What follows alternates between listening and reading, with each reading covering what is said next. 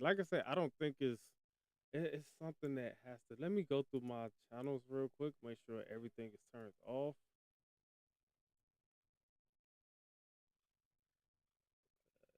Is this it right here? No, this is not it. No, I don't have you up on my computer now. So it's just on our end. Okay, as long as everybody can hear it good and everything, then we're good. We're good.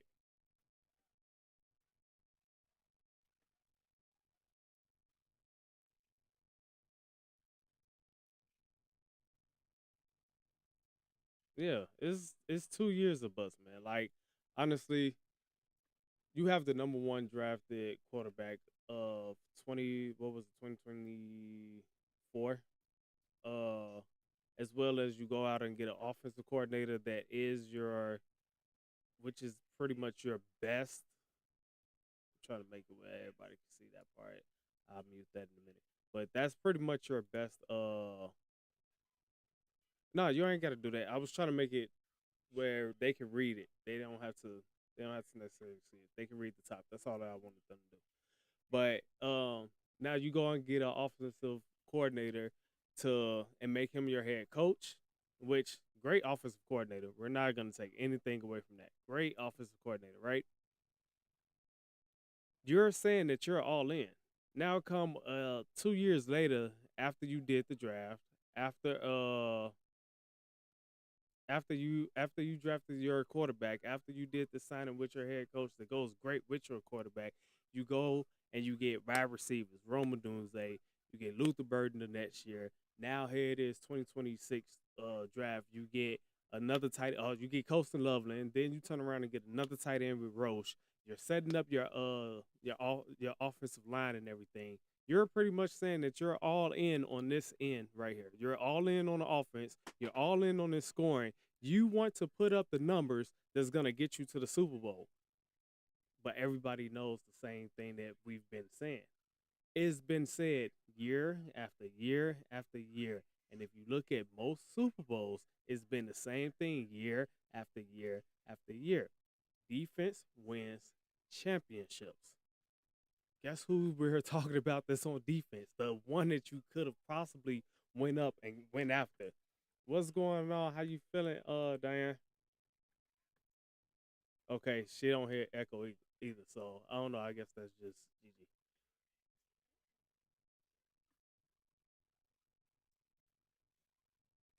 Exactly. The first three quarters. It was what at 12-3, something like that, 9-3. It was defense throughout that whole championship. We can go back all the way to what was it, 2020. I'm gonna constantly bring it up. Tampa Bay Buccaneers versus the Kansas City Chiefs. Tampa Bay was not supposed to win that game, but guess who stepped up? They were the underdogs. Guess who stepped up? Defense stepped up, and they had that over under at 52 and a half that year. They really thought that was gonna be a year where it's just gonna be a straight bombs over Baghdad over there, and everybody was gonna score. It was 20-9. It was 20-9. That was the end. 20-9. Now, of course, we could throw in teams like Philadelphia versus KC both times, which okay, those reached up to higher numbers, six total of 62 and things, but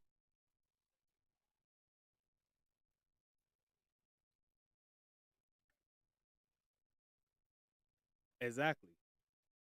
Think about when defense started getting to Patrick Mahomes and he wasn't able to run, outside of the pocket. Not necessarily outside of the pocket, but he wasn't able to go east and west at all. He was had to do a lot of stop, a lot of dancing. He couldn't throw across his body. When that stopped, numbers stopped. They didn't score. They didn't score into the fourth quarter. So now you turn around and you state the same thing that's obvious. Like you just said, Seattle game, this past Super Bowl, it was all defense. When defense step up, that's who's gonna win that championship.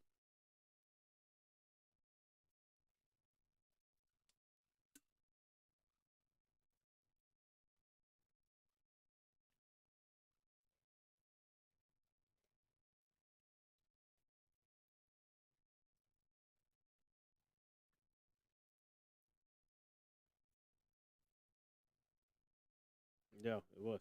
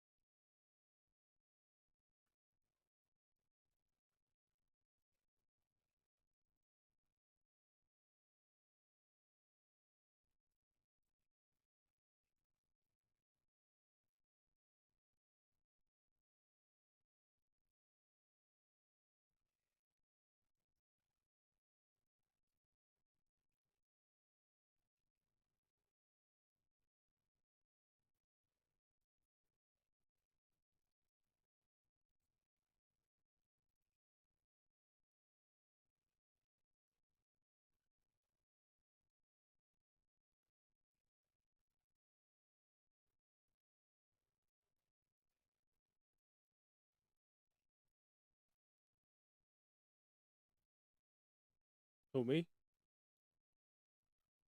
Am everything moving? Okay. Yeah, I see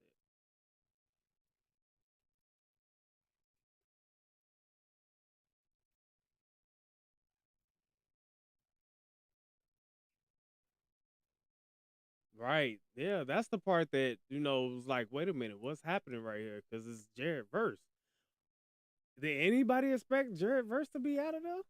To be a part of this trade, especially how he's just been playing?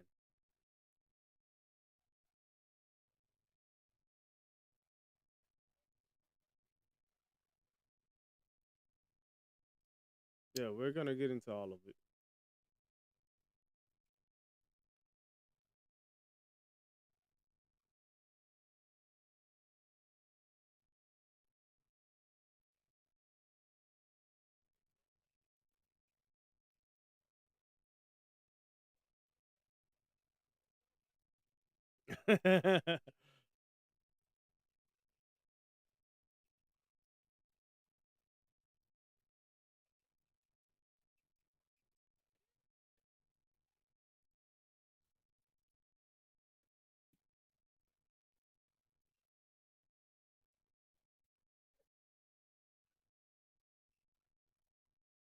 There we go.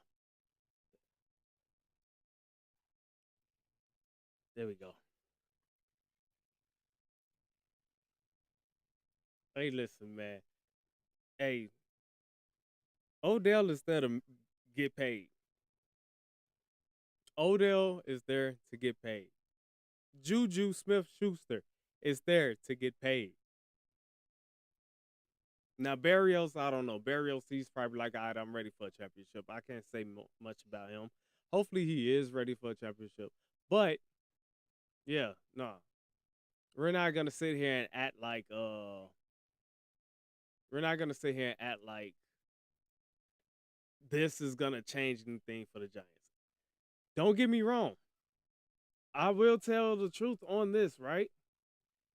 They needed depth in their wide receiver core because the Wendell is gone. He's in Tennessee. Um, News just came out. Neighbors is gonna be possibly he's still working to get to week 1, but he just had another surgery on a knee, ACL, which is the same thing Saquon had, ain't it? Aren't we talking about the same stadium that's tearing up everybody's knees? But they did need a wide receiver core there because who is Jackson gonna throw to once you done lost everybody like that? Don't know if your number one receiver is gonna be ready week 1, so you have to go out and you have to do something. You have to do something.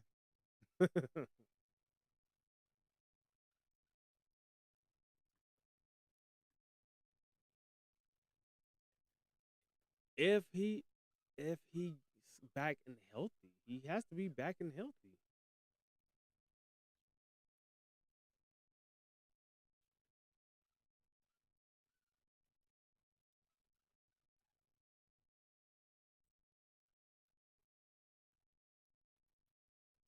What? Wait, what? Please tell me who is your wide receiver group besides these three that up on the screen. Please help me with this, cause On the screen is talking about Giant sign Beckham, Smith, Schuster, Barrios. Okay, you have Mooney, Darnell Mooney. We're talking about old heads, that right? We just said something about having old heads. Austin, Calvin Austin. You really want to talk about Calvin Austin? Y'all know? Do you know the real reason that he's over there? Do you really want to talk the truth about why he's over there? He's only there simply because he wasn't getting the ball. Like DK took over in Pittsburgh. Do you really trust? Do you really trust in him?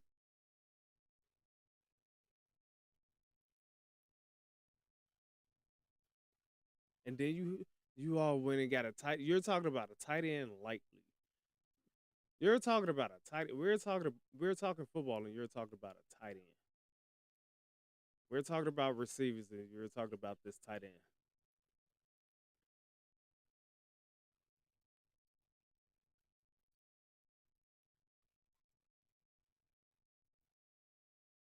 No, I mean we could talk about it. Yes, he definitely did. He definitely did. And guess what? That was not what we wanted. We're not saying that it is bad, but you're talking about an old tight end again. Once again, you're talking about something old.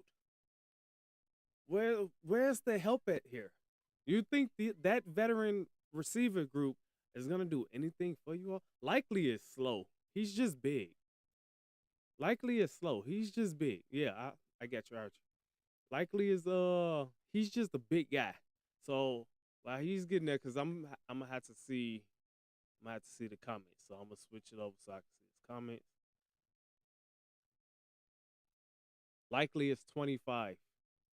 He's likely is your second option. Who is your first option then? This is why why I'm saying they had to go get Odell. They're not sure about Neighbors right now. They would like for Neighbors to be ready. That's the problem, bro. Neighbors is not even close to being ready for week 1.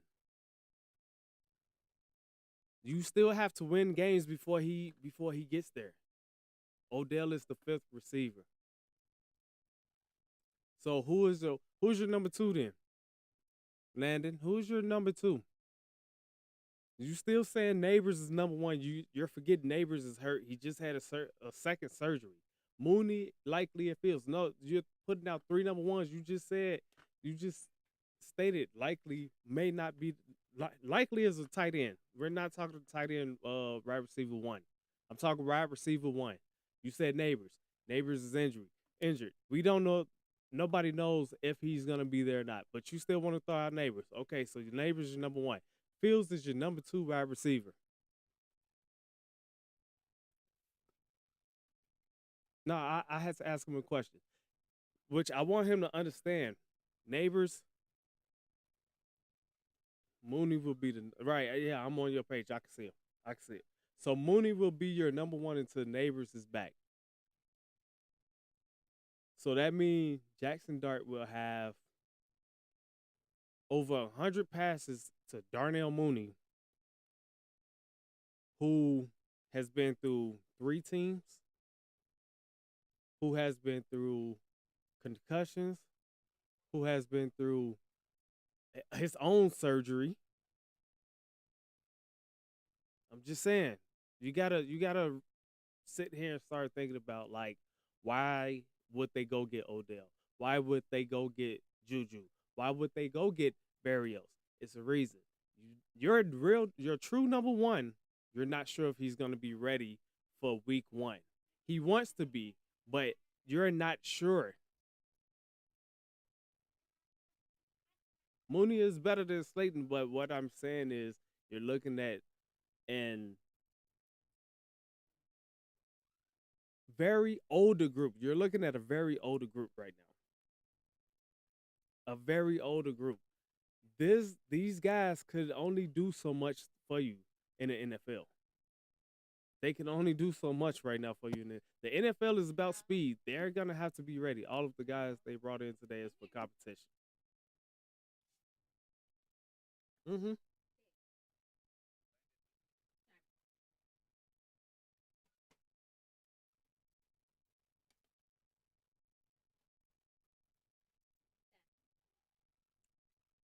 Right. I know Fields is a rookie. I know Fields is a rookie. This is why we're trying to tell you to pay attention to what's going on. You go and get these veterans for what's going on. You go and get Odell Beckham. He's there for the money. So if he doesn't care if you all win a championship or not. Juju Schuster. He's Juju Smith Schuster. Juju, I think his be over with soon. He's dealing with one now, but his be over with soon. Right, he's there for the money. Yeah, he has 1,000 with the Bears. Odell will be on the team friendly deal. You're okay. You're not ready for a championship because we're talking. I'm talking championship. I'm talking about getting the team ready for a championship. You're not. You're still worried about making playoffs. Right.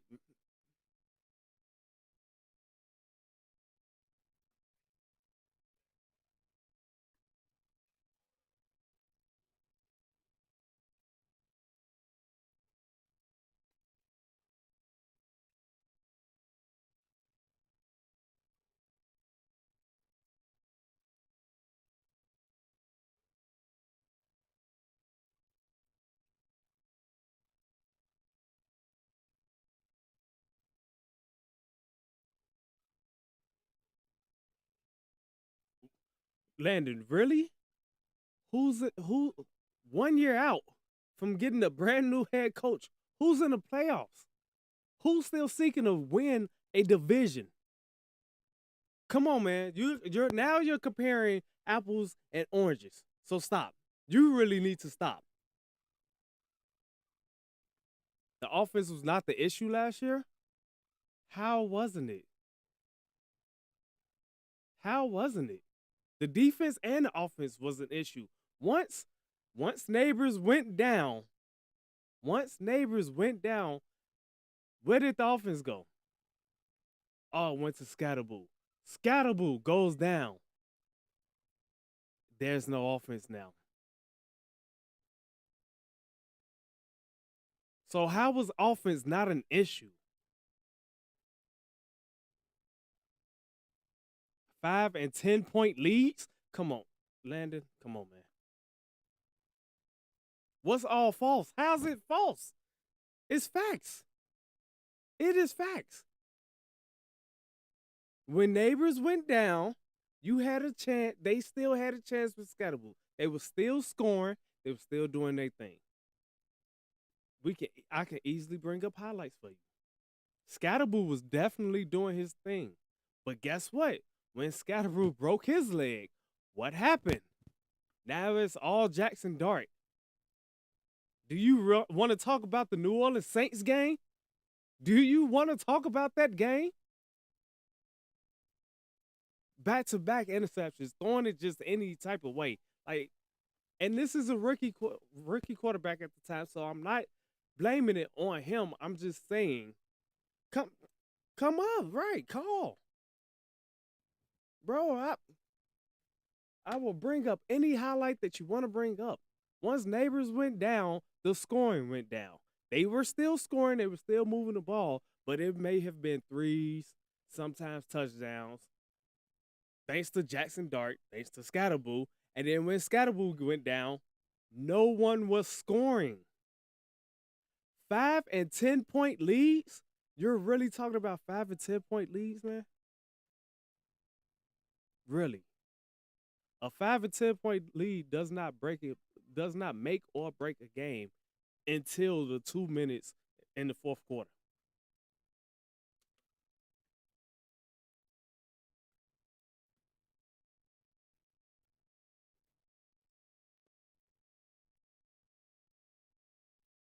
$33 points with no savers.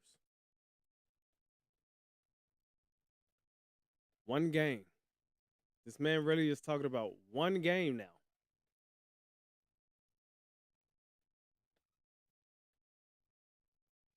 Let's get deep into it. Let me go deep into it then.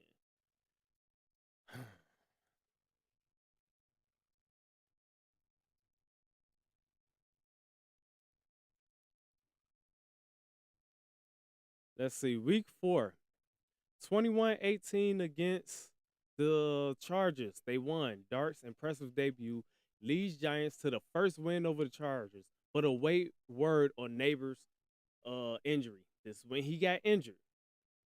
Right there. This is matter of fact. I'm gonna go to the page.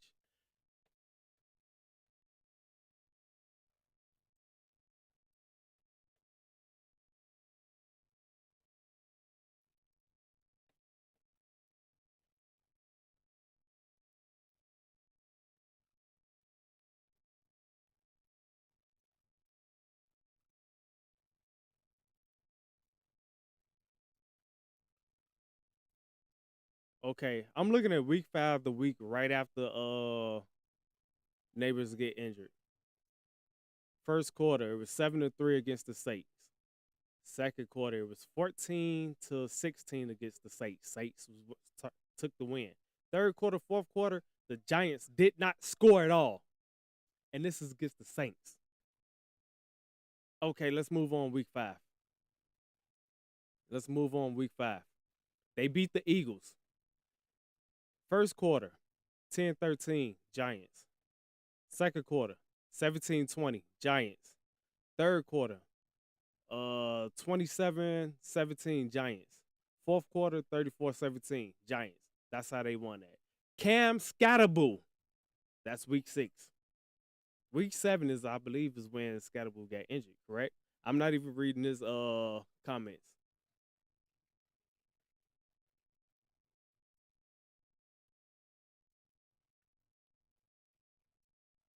Now look, he's talking about the Broncos game, and I could give it to you right here. First quarter, 7-0. Second quarter, 13-0. Fourth quarter, 19-0. Or third quarter, 19-0. Fourth quarter, 33-32. That's the game that he's talking about. He's talking about one game. He talked about one game.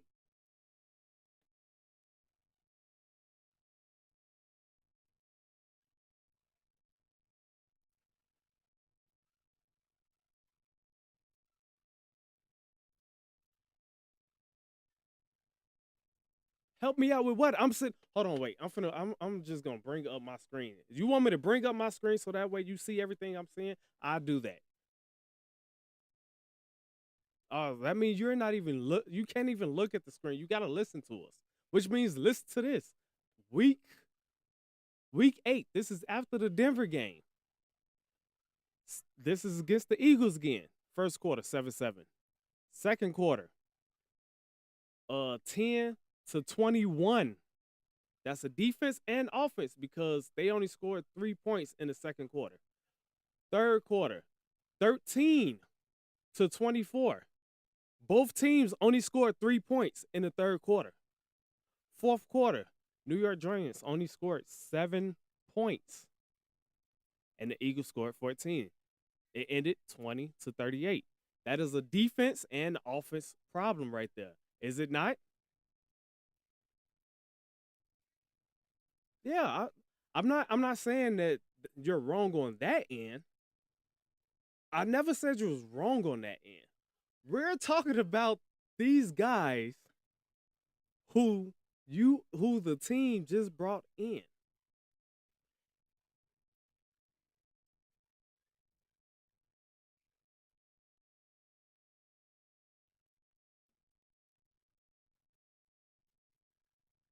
Let's see. San Francisco 49ers. First quarter had 7 points. Second quarter didn't score. Third quarter, 3 points. Fourth quarter, 14 points. 24 points. They never led that game. See, now you got me going through all these weeks. Giants versus the Bears. First quarter, no points. Second quarter, they took the lead and had 10. It was 10-7. Third quarter, had the lead again. It was 17-10. Fourth quarter, scored 3 points. Guess what? You won it on this one. Defense definitely let you down, but it's against the Chicago Bears. How many teams defense let them down against the Chicago Bears? The Raiders, the Bengals, the Packers, The Packers again. Like one team to come on, man. Comparing apples to oranges again. There you go.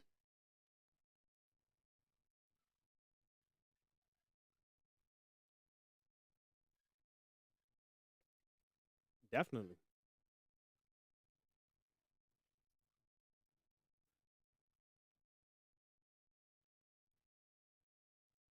And honestly, they just signed him, which means that that means he worked out for him, correct? You're not just gonna sit here and sign the person and they don't work out for you. So they like something in him, they like something in Juju, they like something in Barrios. To sit here and help right now because neighbors. My point is this. This is my main point. Neighbors right now is an unknown. It is we want him for week one. He's hoping to be back week one. He just had another surgery. You saying Darnell Mooney is gonna be your number one wide receiver? He might. I'm gonna say it like this. He might get more looks. He might get more pass attempts thrown to him. I doubt that he have more catches than Odell. Or if since you say Odell is the fifth wide receiver, fifth option, which means who? Why was Juju there? Why is Burials there? That's what option. You're saying it's a competition. I'm saying it's more than a competition. They're bringing in rotational players for certain things. Oh, we could use Odell like how we use Neighbors for this play. We could use Juju for how we use Neighbors for this play. We could use Burials for how we use Neighbors for this play. That is what I'm saying. Which that is honestly, I don't feel that that's gonna help win games because now you have to get your quarterback has to now go. Okay, well, this play is for this guy who has the speed of. I know how to throw to him because he's 6'4", 6'5". He's probably now running a 4-4. He's probably running a 4-4, maybe a 4-4-3.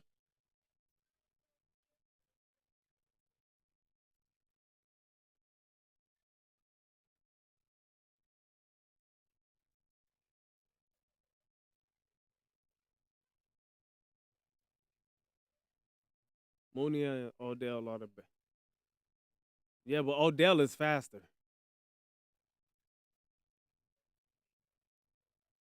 Odell has more of a secured hands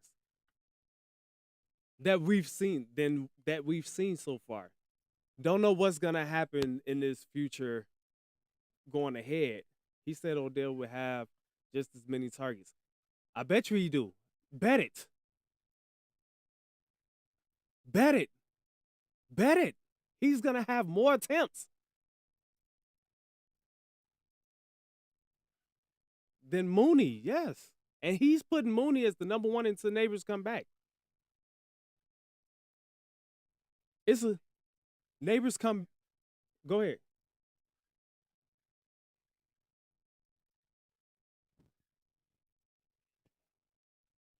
No, he still get it. If Neighbors come back week one, Mooney is the number two, and Mooney gets more targets than Odell. I'll still give it to him. I'll still give it to him.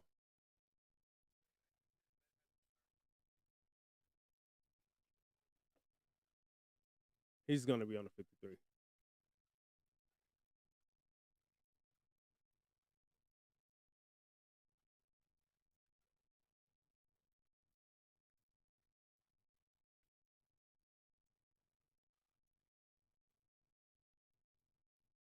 I guarantee you, it goes six wide receivers on that roster.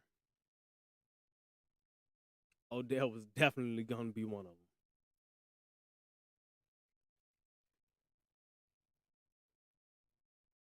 All right, that's fine. That's fine. Hey, now listen. Now, mind you, you do know Mooney is injury prone, right? He was injured with the Bears. He was injured with Atlanta. So I want you to know that that was one of the reasons why I know Odell will make more targets than Mooney. Yeah, I mean, right. And granted, we don't know how Odell looks right now.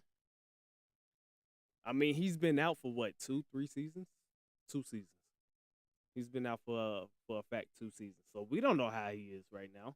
The man could have went and gained an easy 100 pounds over those 2 years. So,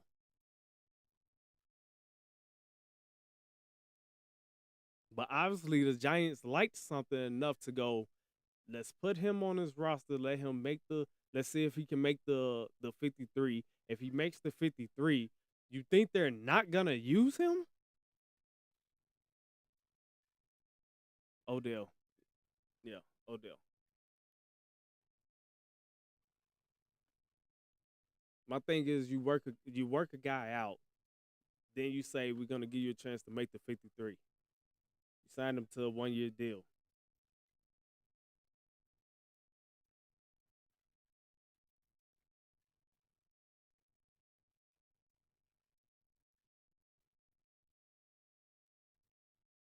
Right.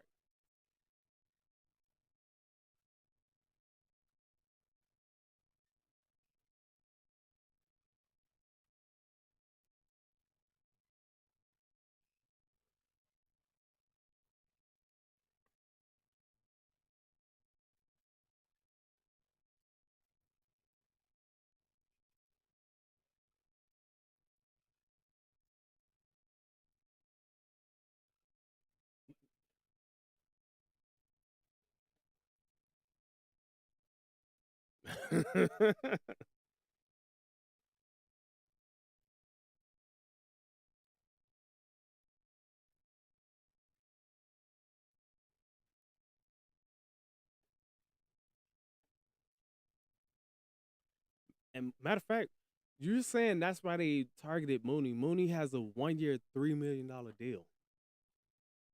1 year. Now listen, 1 year, $3 million deal for a wide receiver who is technically a third string wide receiver. I think he was maybe second string on the Bears.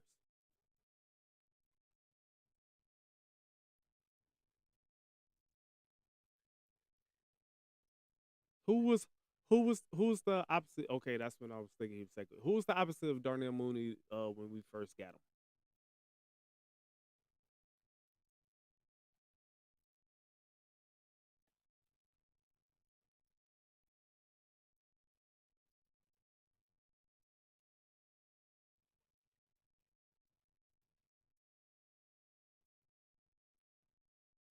All right, it'll come. But let's see. Total base value $3 million with an additional $7 million available in incentives for a maximum possible of $10 million. The entire $3 million is fully guaranteed,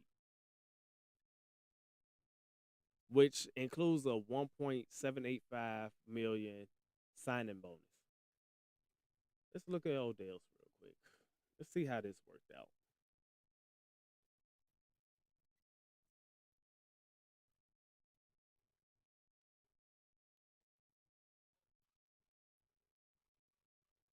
Right. Amon Ra's brother was the other. That's right. Okay, Odell Beckham Jr. is signing a 1 year contract with the New York Giants, returning to the franchise where his career began. The terms inside the deal following a veteran workout alongside other receivers, additions with like Juju. Okay, so they don't even have the terms of how much he's gonna make there. No, Odell, they don't have how much he's gonna make there. Yeah, it's definitely gonna be. Yeah.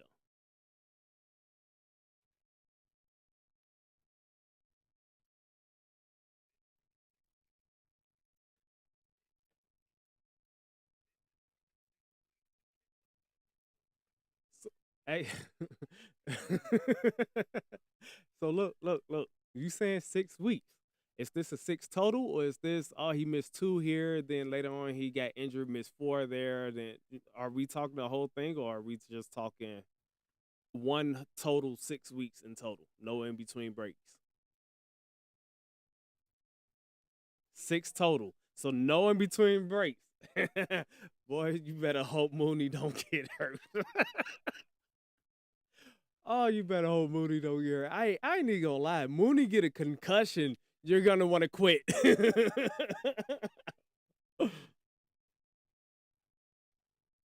You hear me? I'm telling you, Mooney get a concussion again. You're gonna want to go. Hey, so is that cop out still available? We're canceling this, right?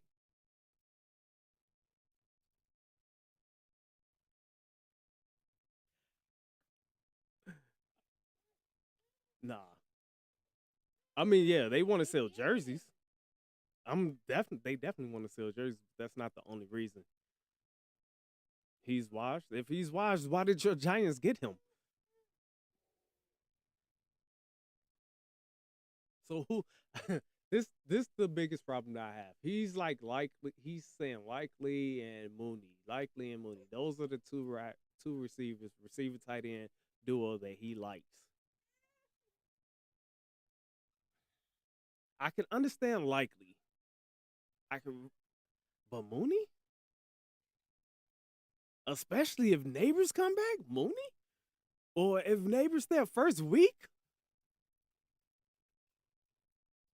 man. Now he's gonna touch the field. He's gonna be neighbor's water boy. All right, and then Fields. I forgot about Fields. I forgot about the rookie Fields. But I mean, we weren't really throwing him in there. He's a rookie. Like once he gets the experience that he need, once he gets that Ray Lewis type of hit that he need, then we can start talking about him.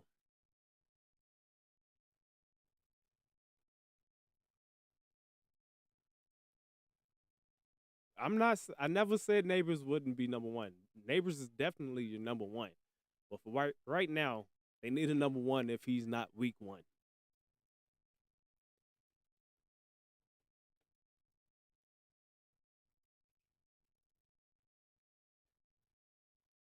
No, but they buying Jackson Dart jerseys. Forgot about that, right?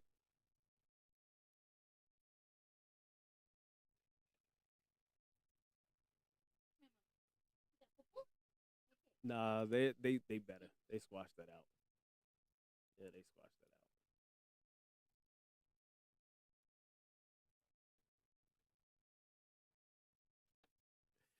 Of course he wanted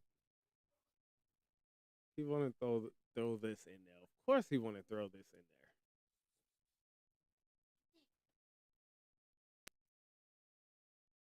there. Moving on though, I seen that you was talking about one of my go tos right here. That I had to.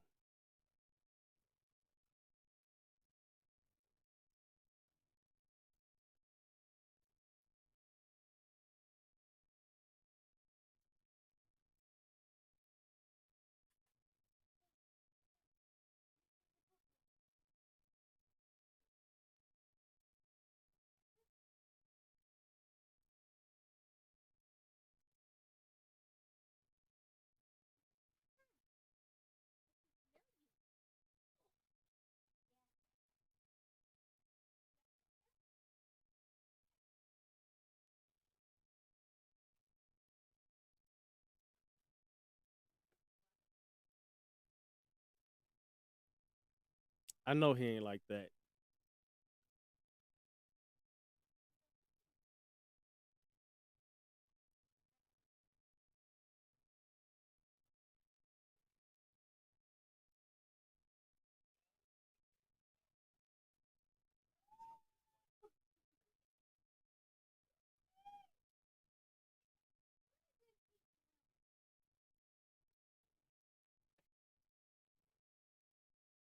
Let's go ahead and talk about this AJ. Let's get AJ out the way real quick, just to get him out the way,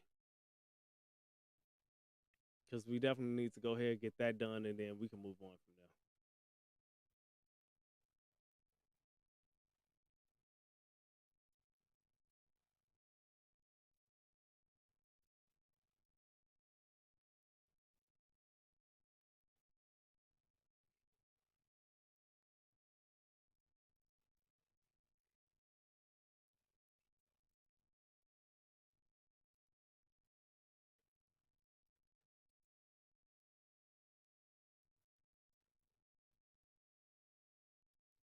I like that because of the controversy.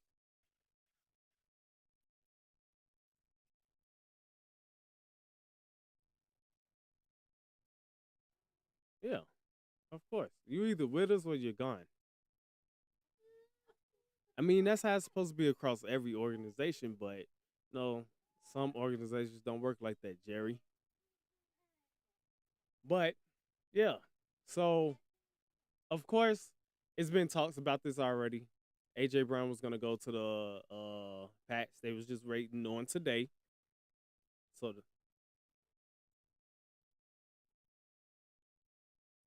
no, you good.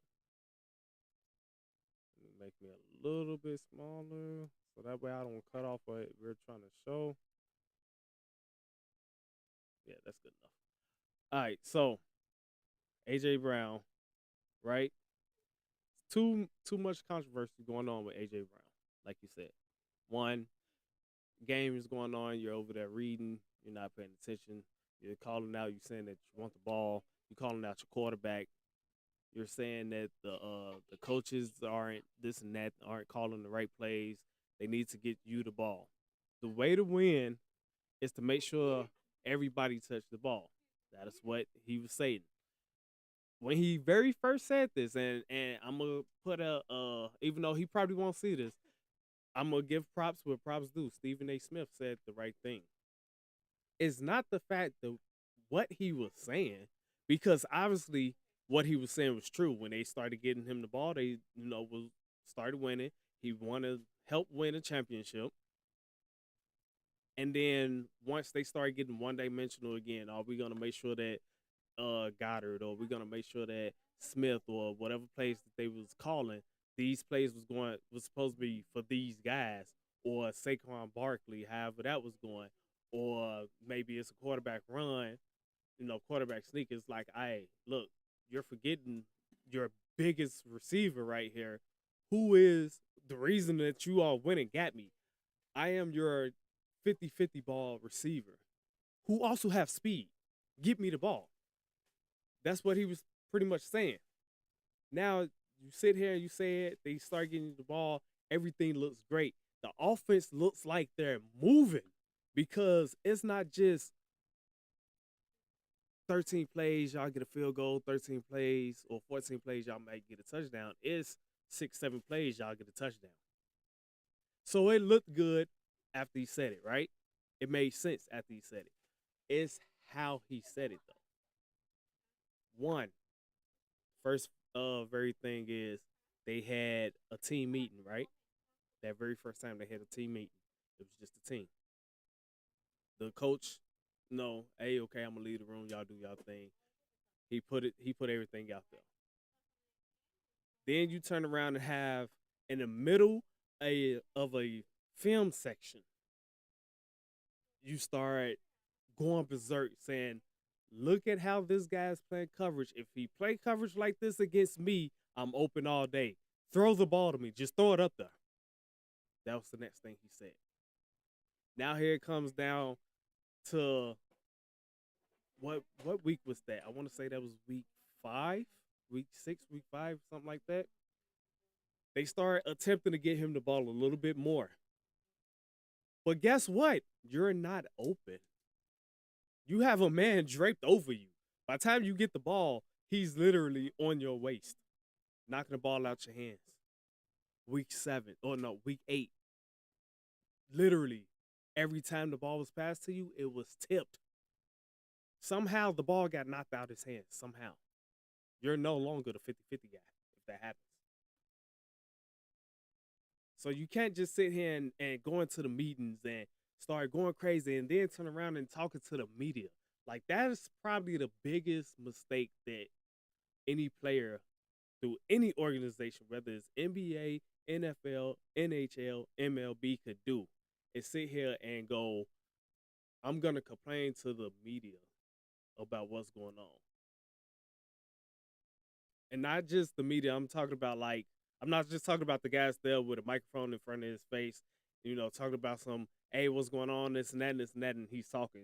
He said whatever he said then. But he had a conversation on social media as well between him and his friends but you put it on social media. You're a blue check mark on X. You're a blue check mark. You have a fan base.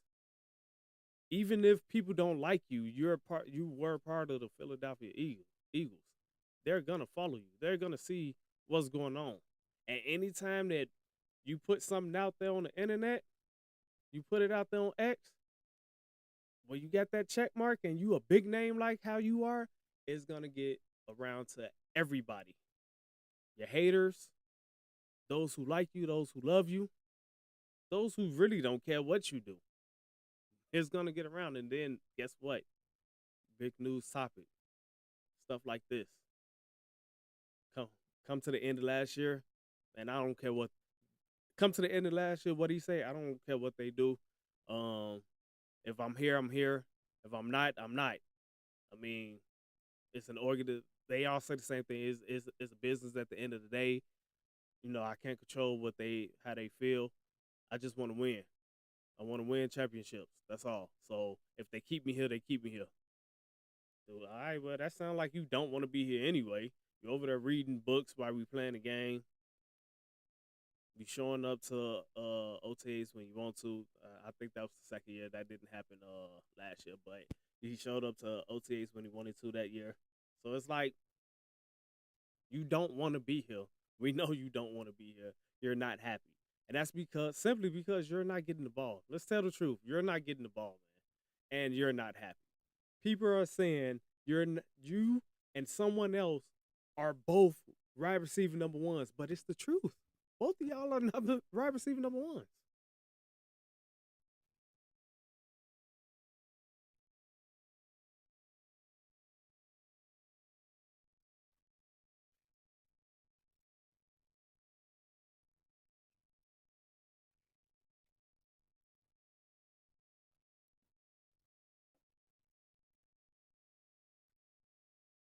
Yes.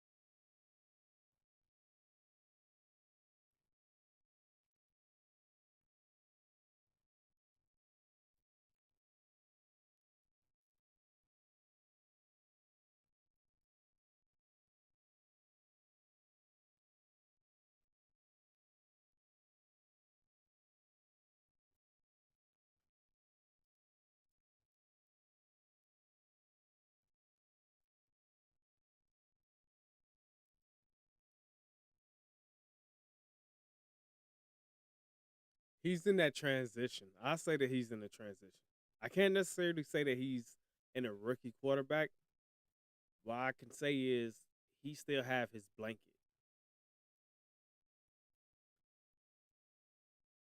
I mean, no, it doesn't really happen if you talking of play style. It really doesn't happen until your fourth year. But that's why I said he still has his blanket. It's like having a 2-year-old. You don't have a baby anymore, but you don't have a what's the next? A kid, I guess you would say. You don't have that. No, go ahead. What was the comment?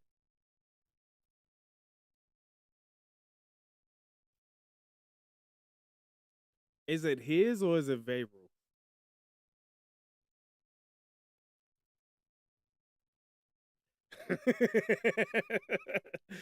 I just want to go ahead. Go ahead.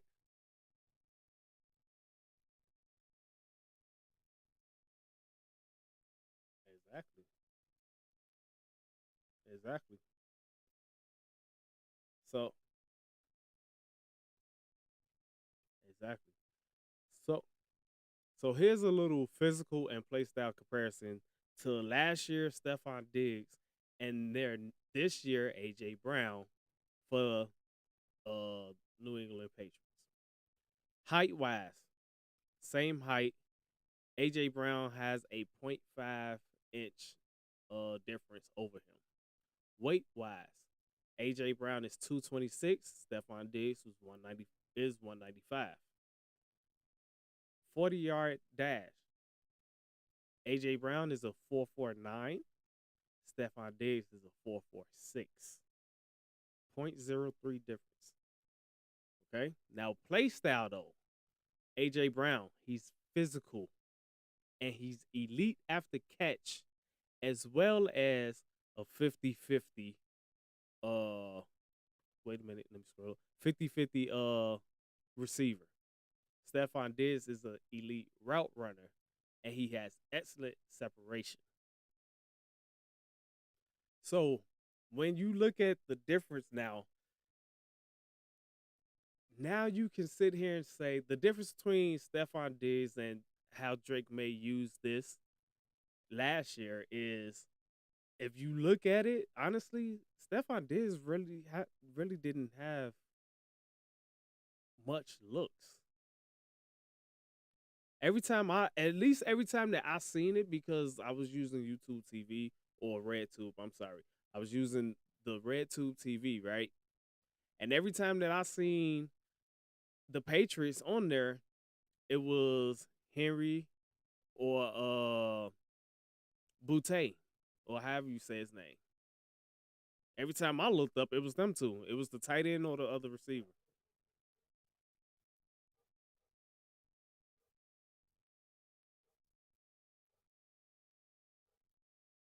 I agree with you.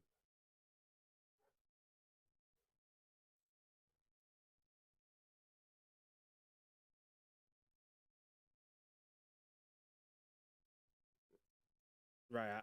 I want to know what way are you saying? Are you saying that it's down the hole is one of those? Because when you look at AFC and you look at AFC defenders, like the offensive receivers can really get off.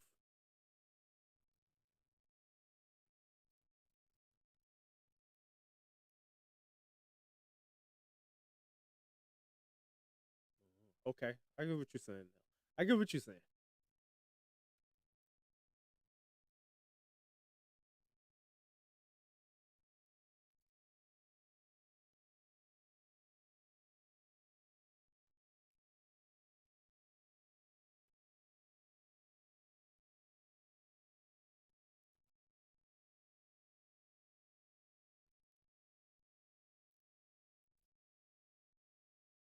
Mm. He didn't have a sack because at the end of the game they talked about that, and Caleb said, "Yeah, I wasn't letting him sack me. He wasn't getting the record on me."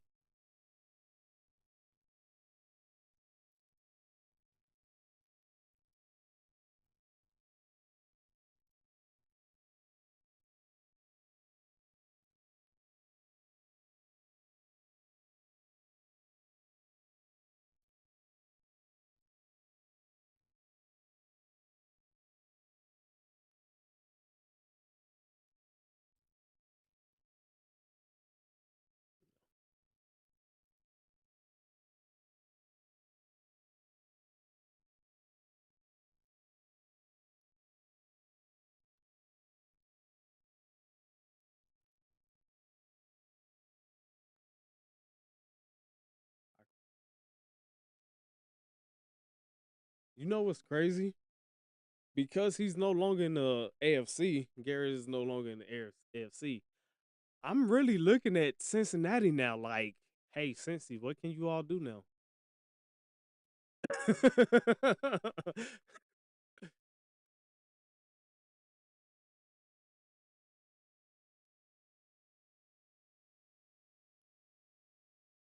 Right.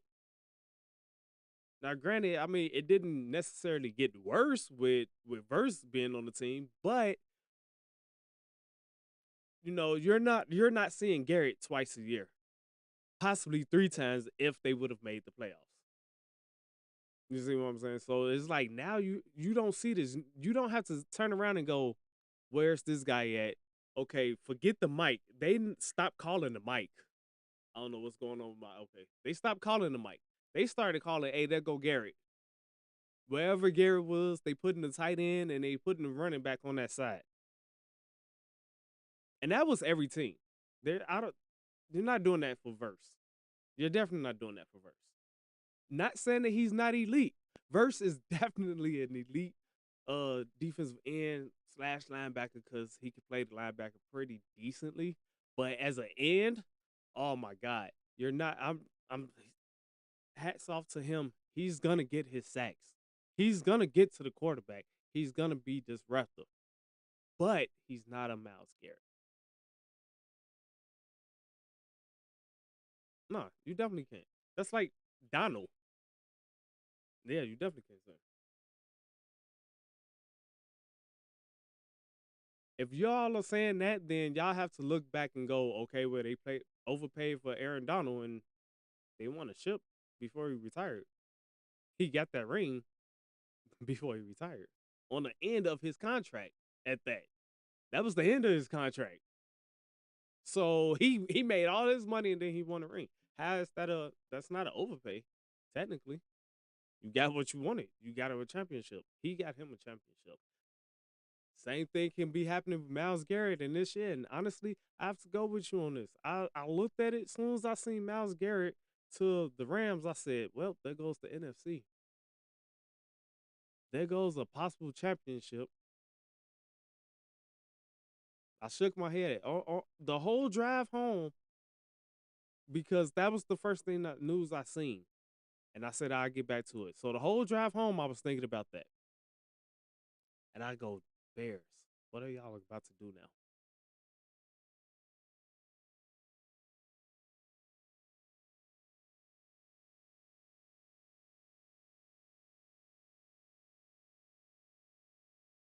Right. They are.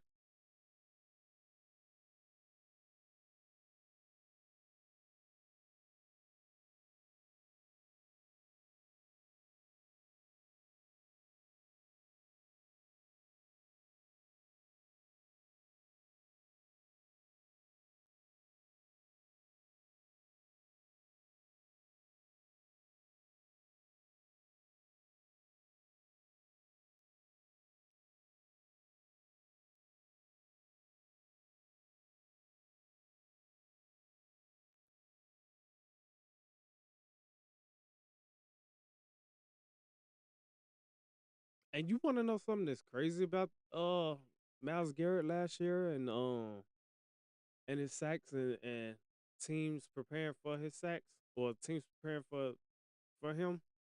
It was two things. We're either gonna run at you, or I'm sorry, it was three things. It was we're gonna run at you, we're gonna screen at you, or we're gonna get the ball quickly out of our quarterback's hand that's away from you. Meaning 2 step drop back, throw the slant, 2 step drop back, throw the out route. So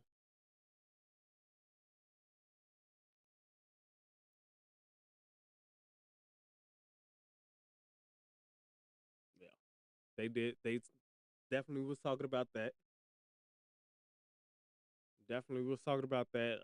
You got these guys. You paid Stafford. Now you got Miles Garrett. You pretty much just said, "Hey, y'all young guys that's in this group, f y'all. We really don't care right now."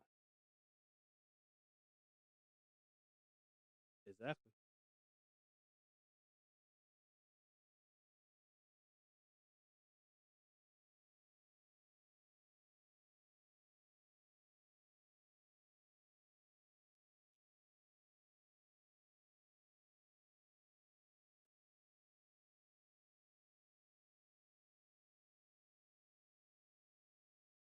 Wow, this is okay. Wait a minute. Am I looking at the right thing? This is regular season? Yes, this is regular season. Miles Garrett. Cincy 2 sacks. Baltimore 1.5. Green Bay a half.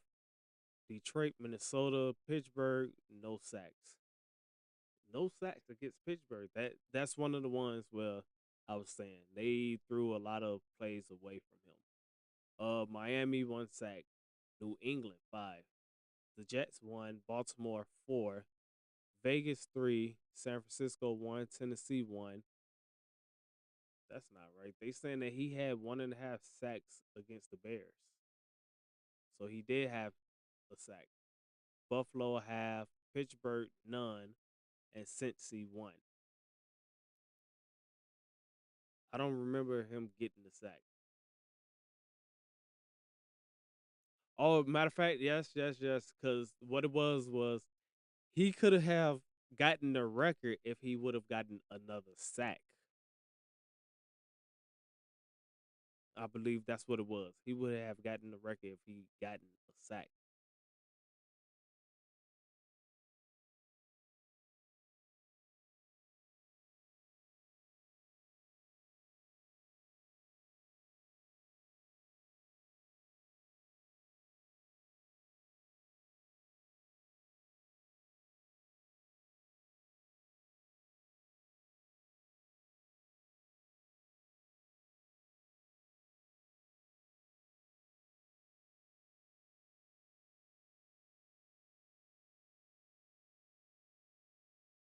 It happened in the second quarter on a 3rd and goal, and he later recorded another takedown in the fourth. So look for the second quarter around 3rd and goal. I don't have a time. Yeah.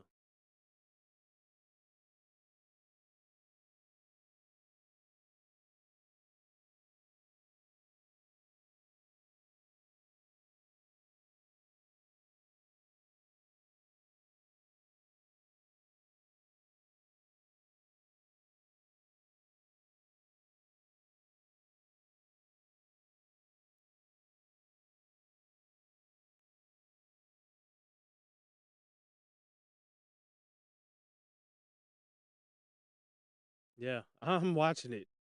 I'm watching it. And everybody was complaining because of the one play.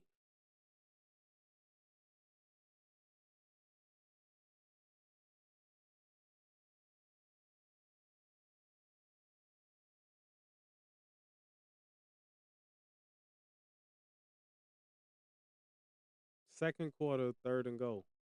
And then the fourth quarter.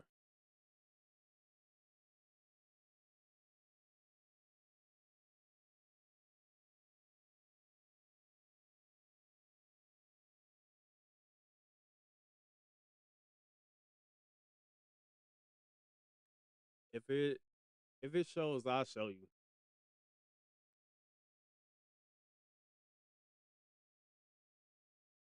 I'm stuck on a advertisement right now. Okay, so it was 5 minutes, 38 seconds left.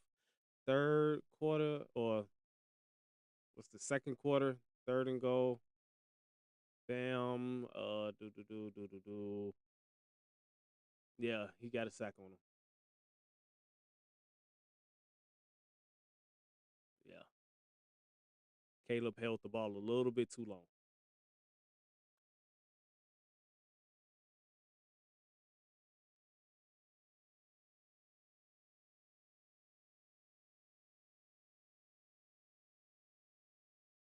I mean, yeah, the pocket collapsed, but if you really look at it, he let's see. I'm gonna look at it again to make sure. Let me. Yeah, cause he was delayed. Miles Garrett was delayed, bro. Let me look at what happened to Miles. He got chipped. Miles Garrett got chipped, and the pocket broke down. Yeah, Caleb Wills held the ball too long right there. That's what that was right there. But to go on with what you were saying though, when it comes to Miles Garrett, and then yeah, you have quarterbacks. You have Golf. Who was it at the time? Because it wasn't JJ. Uh, Minnesota's quarterback. It wasn't JJ. It wasn't Wentz, was it?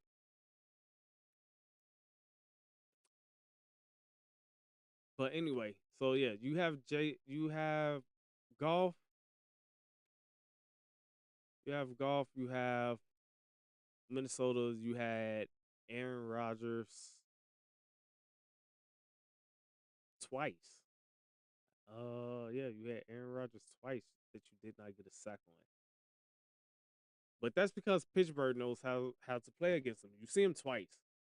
Now you have to think about San Francisco. You have to think about Seattle and Arizona. Well, we don't care about the Arizona one, but San Francisco. You look at Purdy. He has lost all of his weapons, haven't he? So now, besides CMC, but then you say, oh, well, they brought in Mike Evans. Whoop de doo. They brought in Mike Evans. We seen how that goes with Baker Mayfield. So I mean, he was a great target for Baker Mayfield. Would you all say Purdy is better than Baker?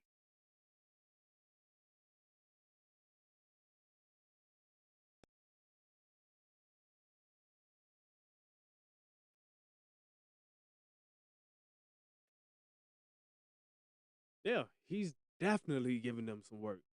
Who said that? Landon? Jordan? Hey, Jordan. 100% right there. 100% right. He's definitely about to give him some work. He's about honestly, he's about to tear up the NFC period, not just the NFC West, the NFC period. Every team that they have to face, I believe they have we have South, so that means they have NFC East. No, yeah, we play this to y'all. So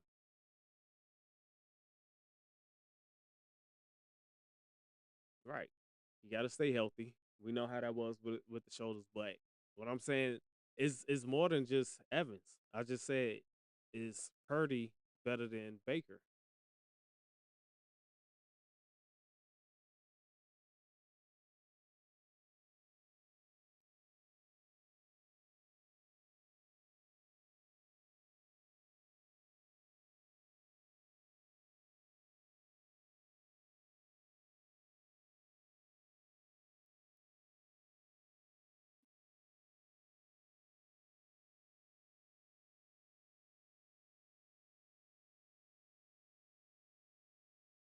I mean, I definitely do it.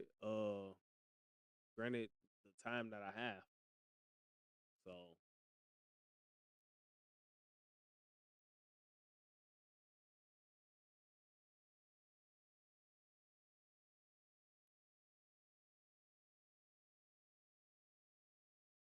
and just so everybody know, yes, the NFC West goes against NFC East this year. So, yeah, he's about to tear up that NFC East.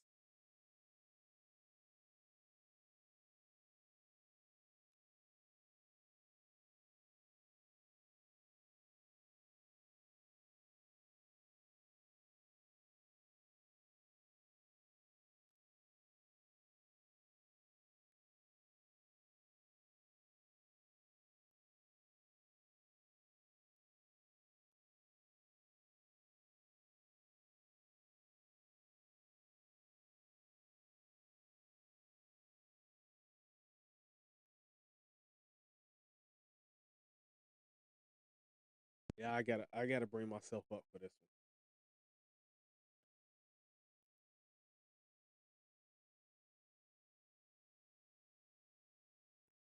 one.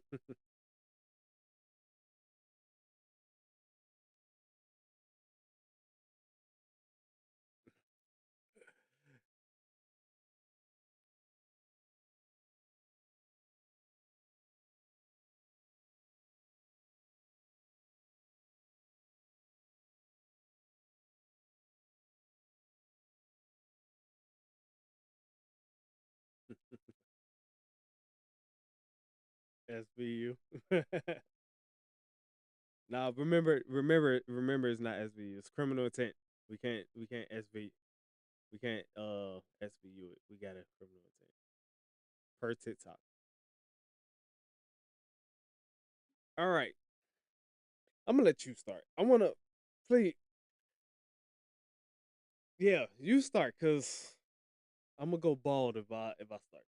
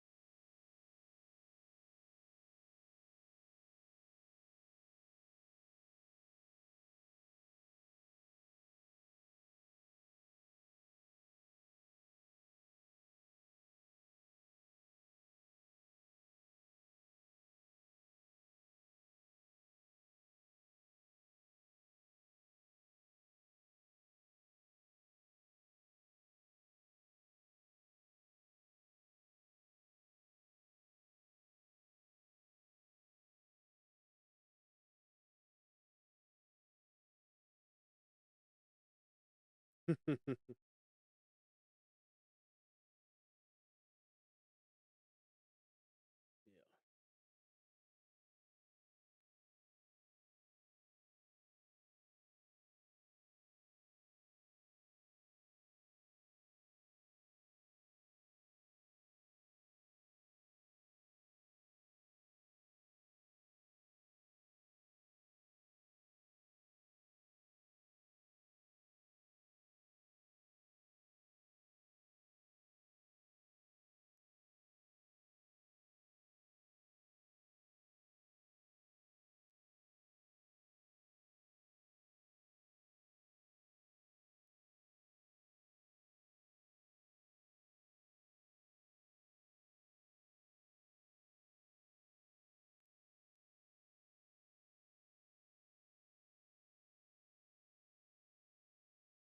The one that it was like 17-39 or something like that, or 72-39 vote.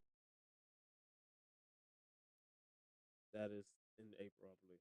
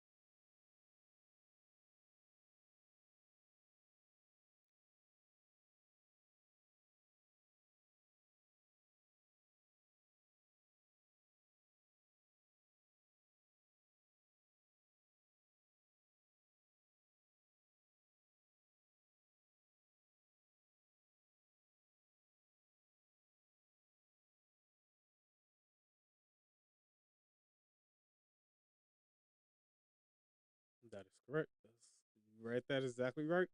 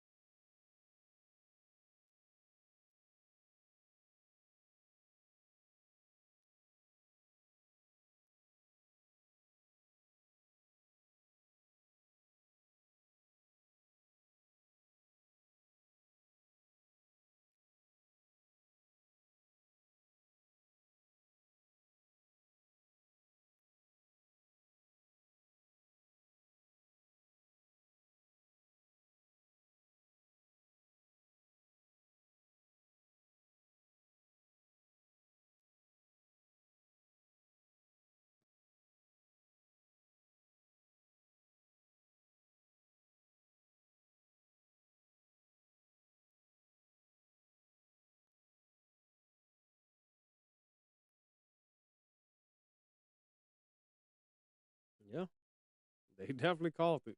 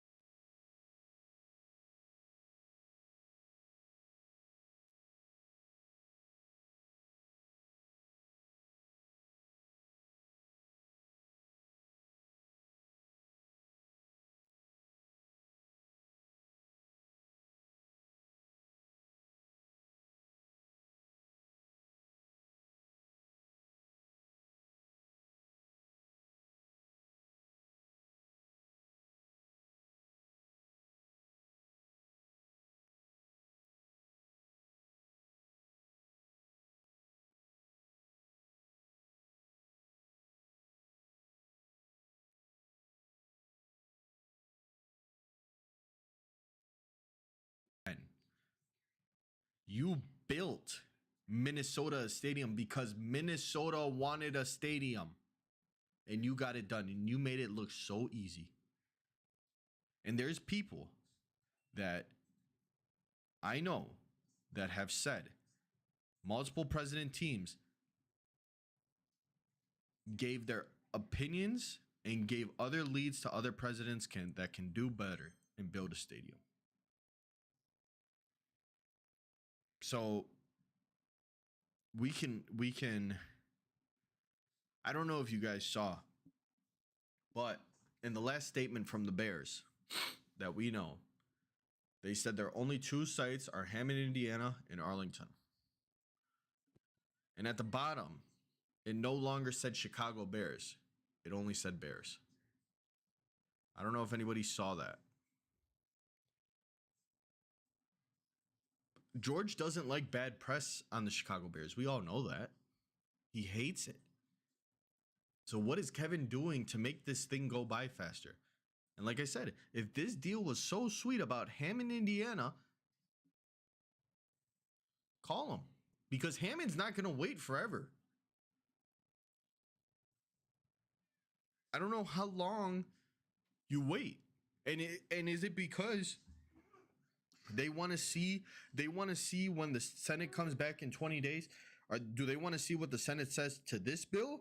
And then the bill gets passed in 27. They can start building in 27. You're not going to have a stadium till 2032, 33 at max? No one lives. Throw it away. People have come out and said the Bears are very difficult to be. The Bears are making the situation more difficult than what it is.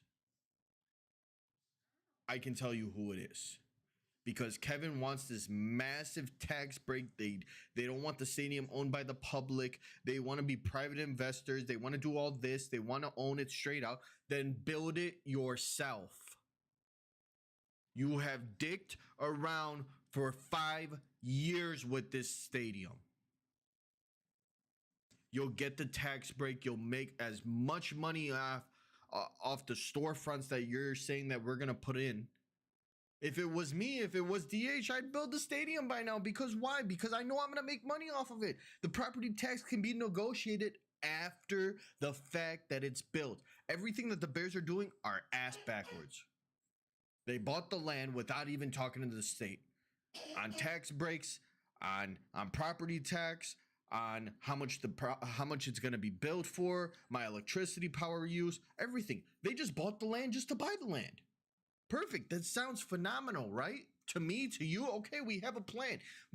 Kevin said we're building a stadium here. And now you're telling us, well, the tax, the property tax is outrageous. We can't afford it. We think that we're getting screwed. Perfect. You want to know something? Every season ticket holder, every person that cannot go to these games anymore because of how much you've raised taxes every single year on tickets, now you see how we feel. So let's play the game of chess and checkers. We're going to call your bluff. Go to Hammond because at this point, we don't care. We don't care where you go. If Hammond's the move, go to Hammond.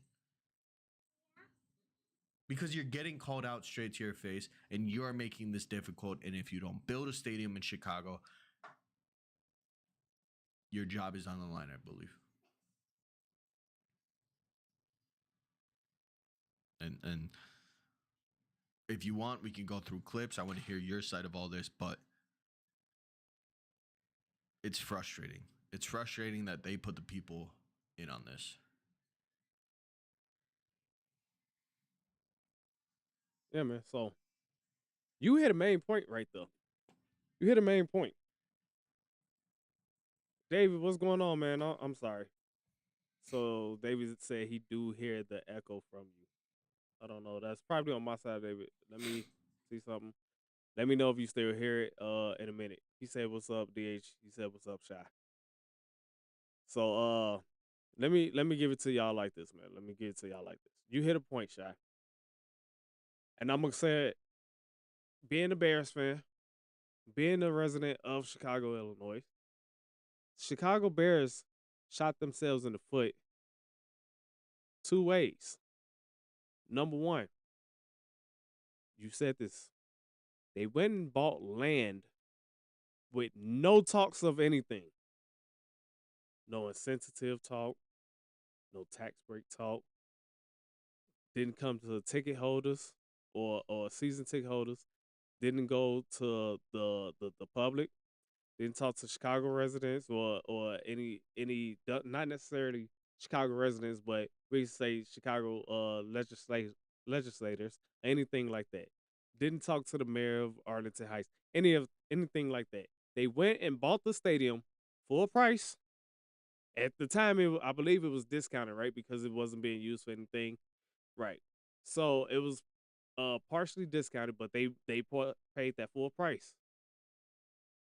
The second way that you put put your foot where your mouth is, you had time to break that land down to make it an empty lot. So that way you could get a certain tax break because it'd be an empty lot. Did you do that in time? You definitely didn't. Because from what I know of, at that point in time, it was still the racetrack.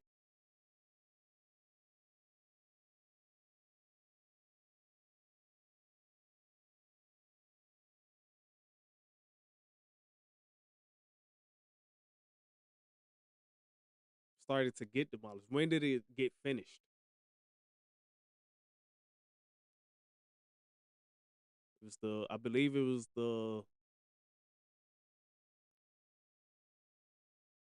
I want to say it was March 24th, right?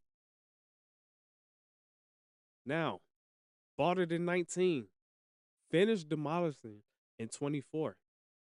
It's 5 year difference. 5 year difference. You only have 3 years to empty a lot that size to make it an empty lot to get a tax break. Right, it's still not empty. You was there earlier. You was there earlier in the year, right? You was there earlier this year doing the site when we got back in April when the bill passed the House. Shy went there, had literally buildings still there. I believe the pond was still in the middle, but there was one. Was that the petting zoo? The petting zoo was still there, right? Next to the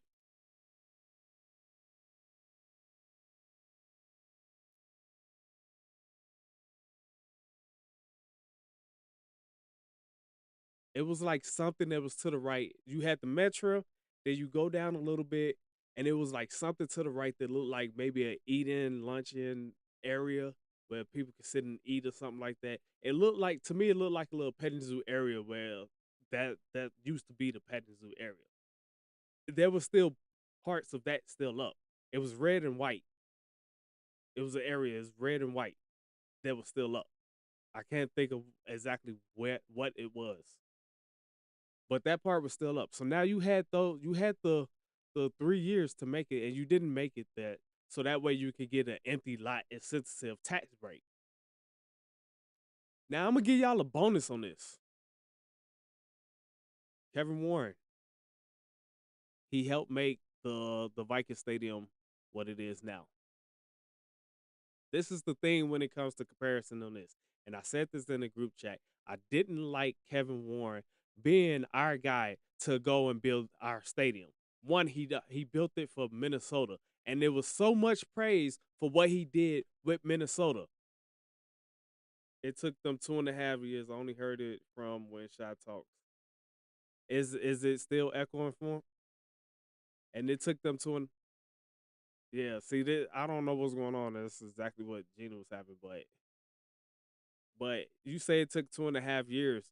No, it took more than that. It's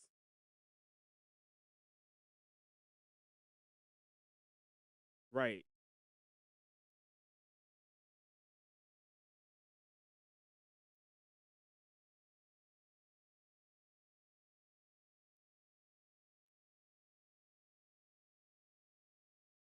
I believe it was a permit that they were supposed to get.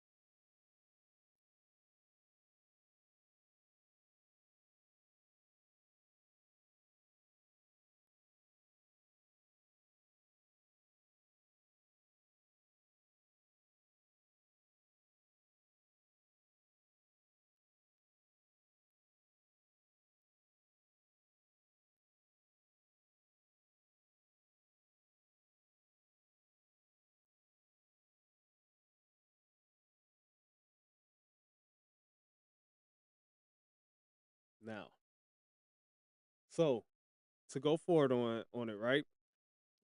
I told y'all, Shy, I told you, and I told Silly, I did not like Kevin Warren being it. They said, oh, he did a magnificent job with the Minnesota Stadium, and it got done so quickly, and this and that. Mind you all, Minnesota did not have multiple areas where they could play. Minnesota had their stadium, and when their stadium collapsed, the roof collapsed, it was, oh my God, we need our stadium. We want our stadium. And then here come Kevin Warren.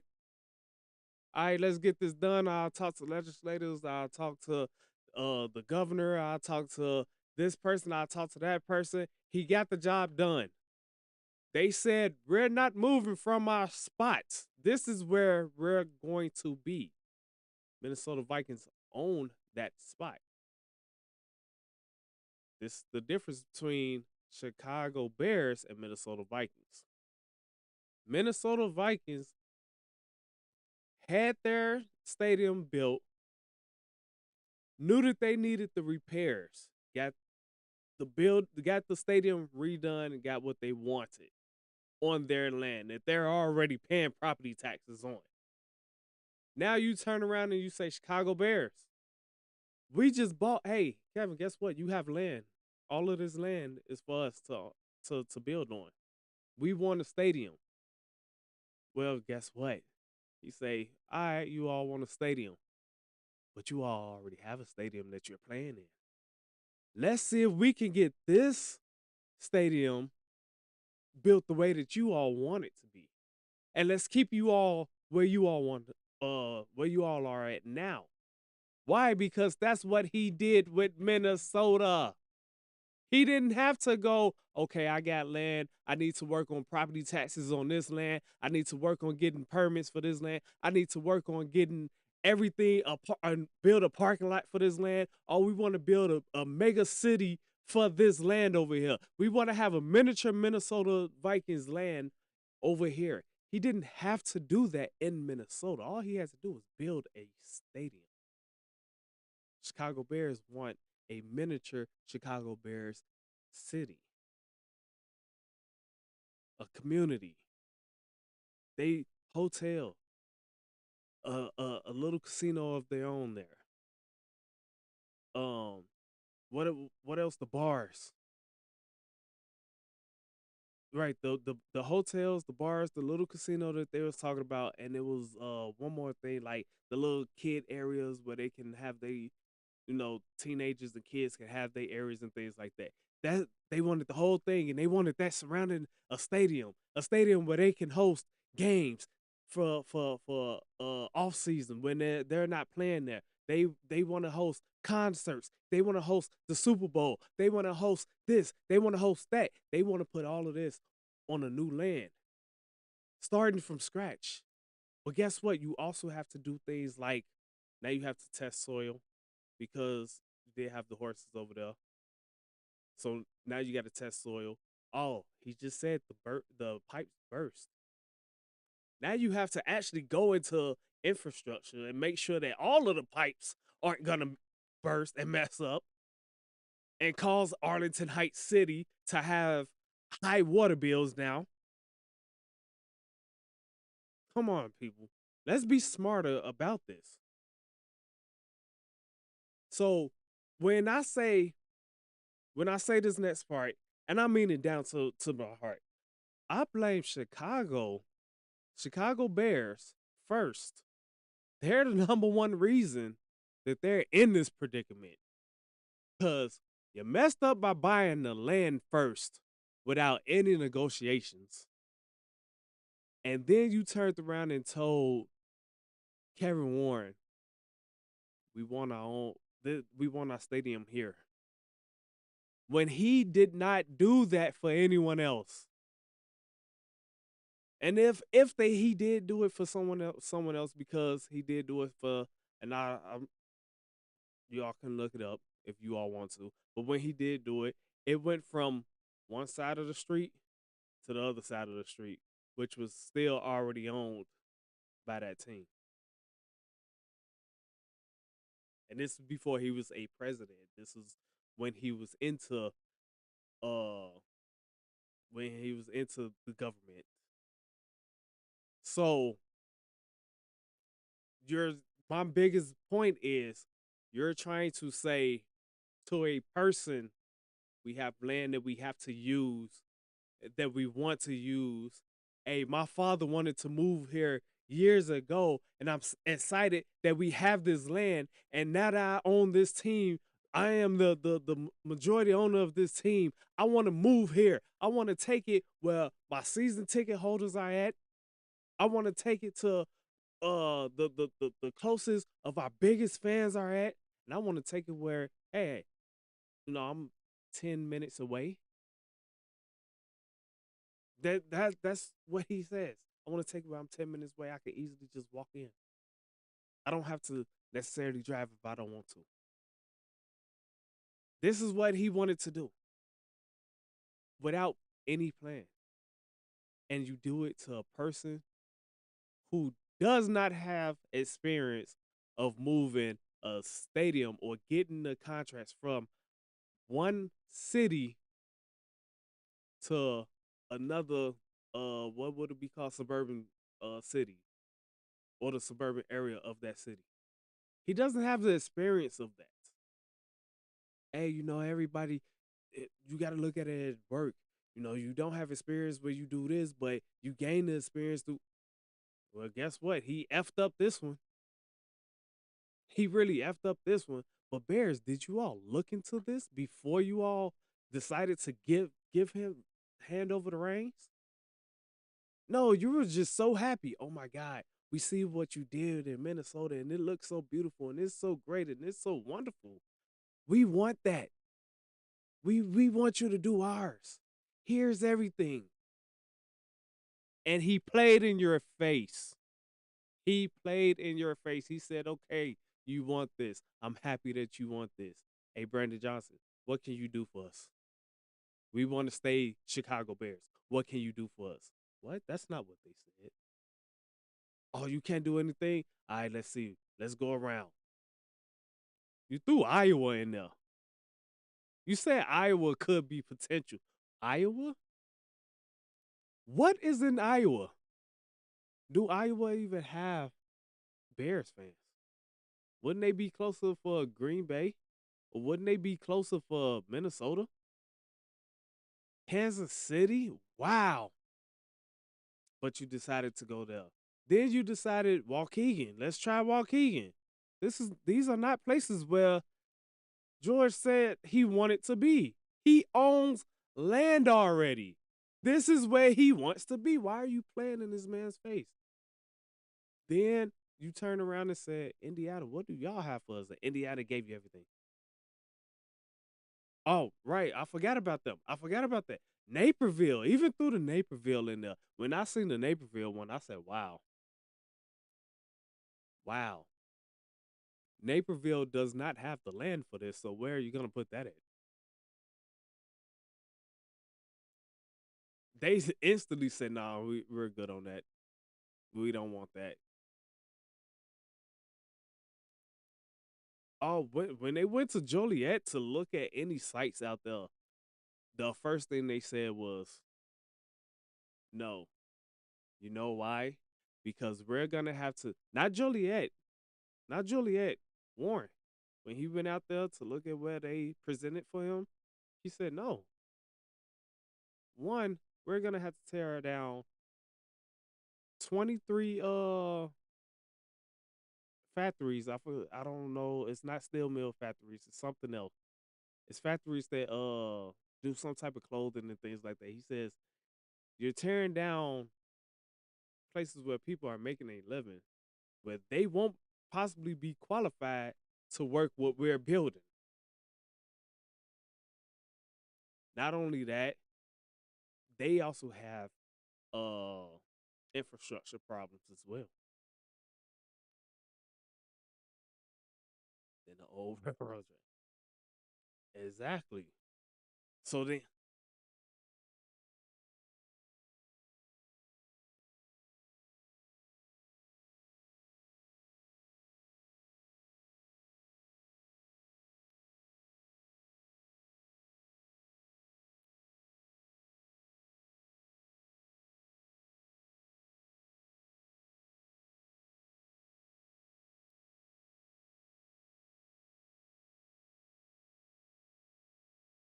Man, they already owned it. They already owned it. Papers was signed. It was officially in hand. Papers was officially in hand. It was officially theirs. So why in the world, yo, Gerard, appreciate you. Why in the world would you sit here and go back and forth to different two different states, 12 different counties, and ask these guys, what can y'all do for us? I want to bring the Bears to you all, but what can you do for us? What? That doesn't make sense.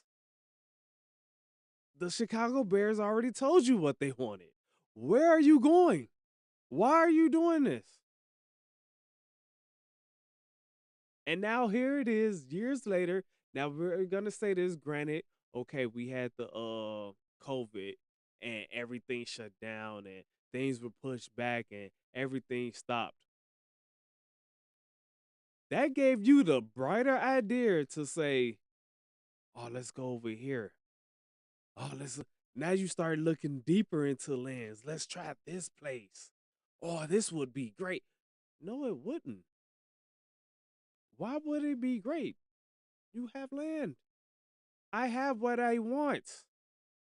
Now, of course, once again, you hit another point. You want this so bad, you can easily sit here and go, we're going to build here. And I know that we're going to make our money back.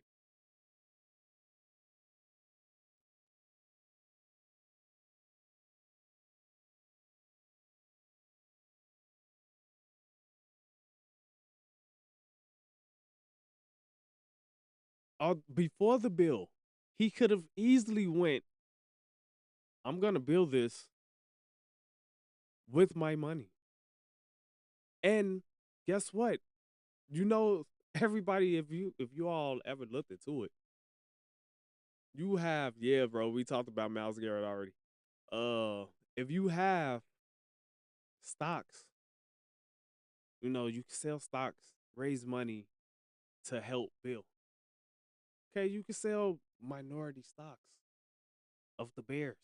But you all don't want to make it public. You don't want to make it publicly owned. What? Yeah, I know.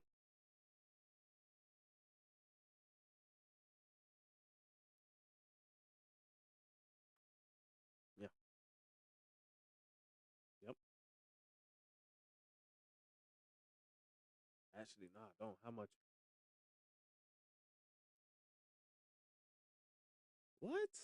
Oh no, I didn't know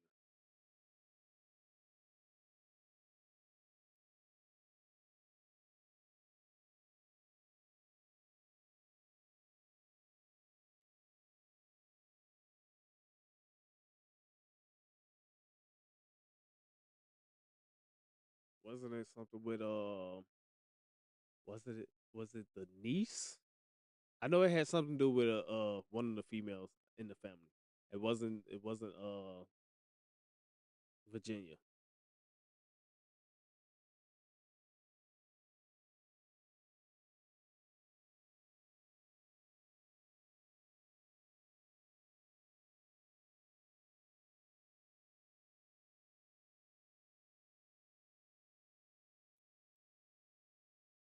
Right. That's right. Michael, yeah. The brother that passed right, the brother that passed away, Michael. You're right. So wait, which one was the niece one?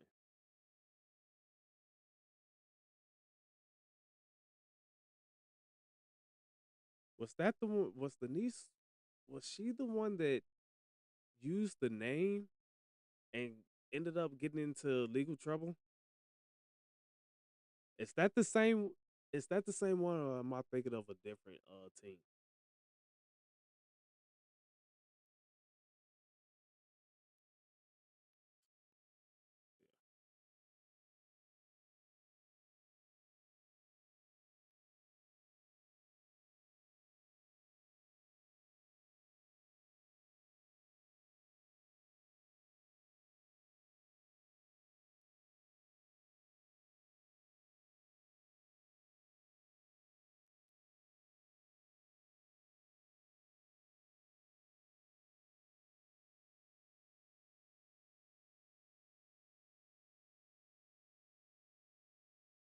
Yeah, easily. Boot, easily. Michael was supposed to inherit the team, but ended up being George. Right, that's exactly like you said, Shy, because of the bad coaching decision that he made.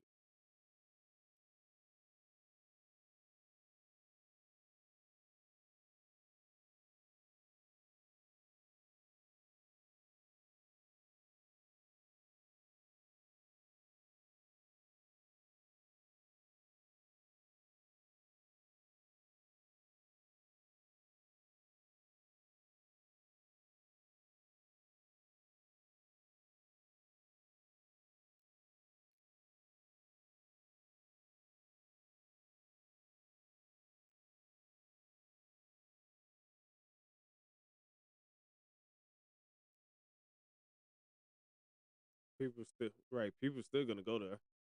It was part of history. You're part of history. It's the Chicago Bears, the longest team in the NFL tenure. Then you got being at Soldier Field at the time at one point in time before it was renovated. It was a landmark, and you had so much history into the Chicago Bears that it was like, win or lose, we're still gonna sell out stadiums. We're gonna have Bears fans all the way in LA. We're gonna have Bear or before that, yeah, LA or San Diego at the time. We're gonna have Bears fans in San Francisco when it was in San Francisco.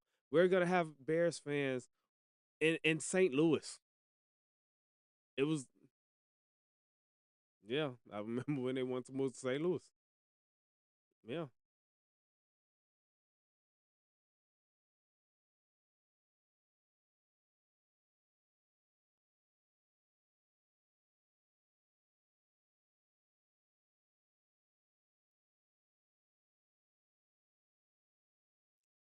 right, the suburb of Chicago.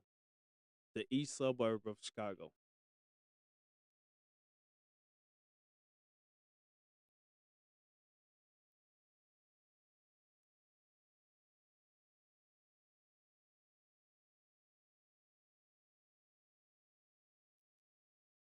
Boy. Yeah, you're not the same. You're definitely not the same.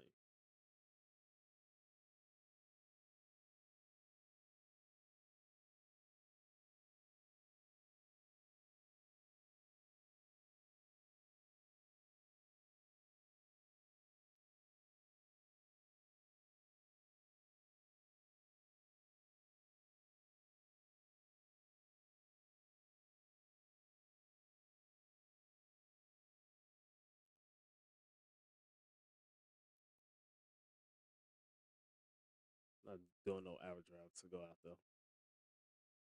And I'm right there. If you all paid attention to our lives yesterday, I'm right there. I showed you all. I said, hey, this is the way that I take to get to Hammond, Indiana. This is the site. I was right there. Do you think that I'm gonna sit here and go through that? I don't even like going through the traffic of downtown Chicago. I hate going through downtown Chicago. Do y'all think that I'm gonna sit here and on a Sunday my rest day? That is my rest day because of how I work. That is my rest day. Y'all think I'm gonna sit there and be in traffic? We're talking traffic, people. We out here losing stadiums and potential land and things, and y'all talk about traffic. Y'all want to think about traffic, man. I'm not doing it. It's not happening. But guess what? Guess what else is being said? Oh well, now they for a while they started to say, well, we're gonna throw out these bills to keep them in Chicago. So now you're trying your best to keep them in Chicago, even though they said it's either Hammond or Arlington Heights. But yet you still try to pass something to keep them in Chicago. That didn't make sense. Work on the bill that would have sent them to Arlington that kept them in Illinois, Chicago suburb. They were still trying to keep them in Soldier Field. Why were they trying to work on a bill for Soldier Field. Oh, I know why. Because the city is greedy. They threw out the Taylor Swift concert, the numbers that it did. They threw out the Beyonce concert and the numbers that it did, and these was held in Soldier Field.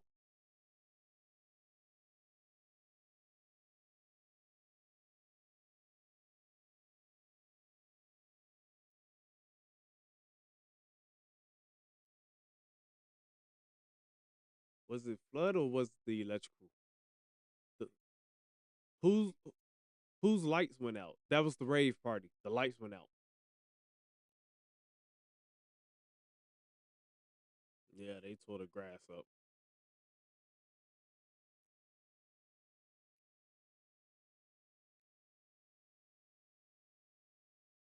No, it wasn't a wait. No, yeah, it was a fracture. Yeah, so that's a break. Yep, yep, it was a break.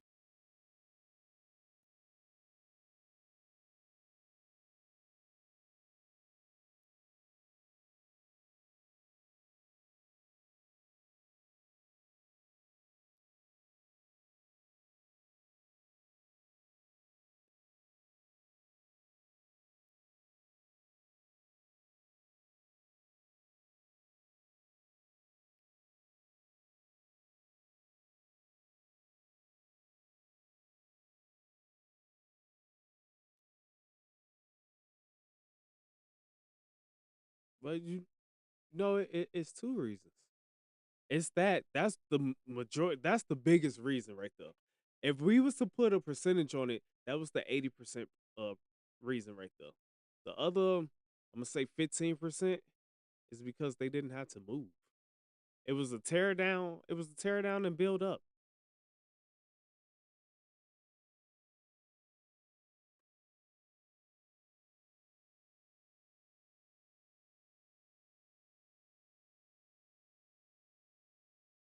That's right.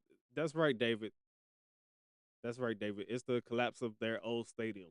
Because of the collapse of their old stadium, they were easily able to go. We're gonna stay in this area, knock this down, rebuild it.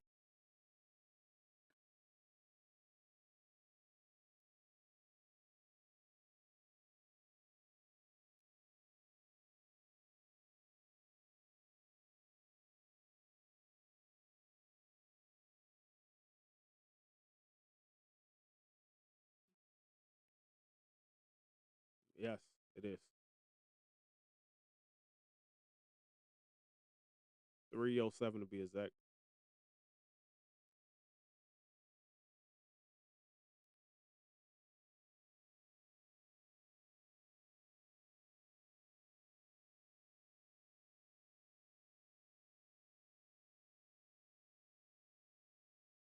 Right,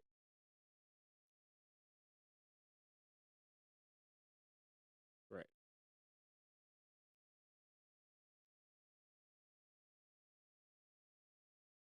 No.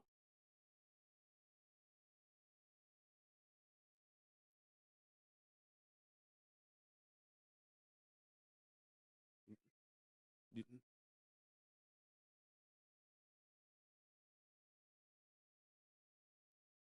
know what they're saying? They're saying that the renovations that came about of Soldier Field were only in talks and only made because because of the Chicago Bears wanted more people in that stadium. So they're saying we co-signed. This wasn't our idea. We just co-signed for y'all. So therefore y'all owe that money. That's what they're trying to say. Not saying that that is true. I'm not saying that's true. I'm putting their words out there. That is their words.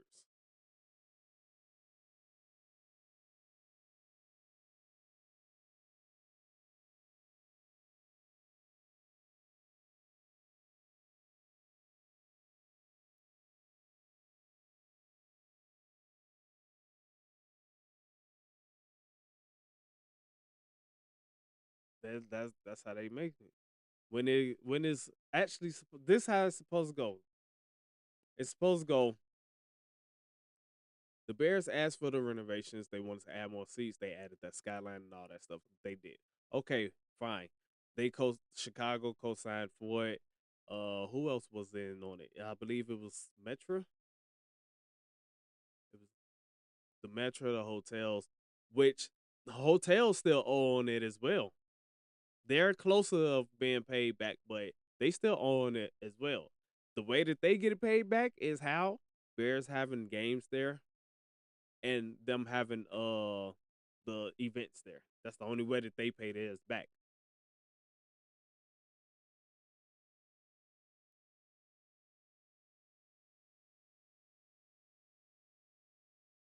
No, that goes to the city.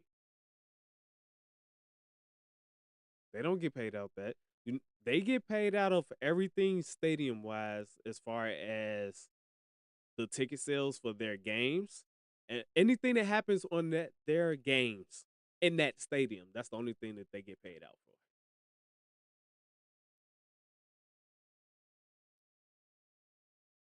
Yeah, they still pay rent.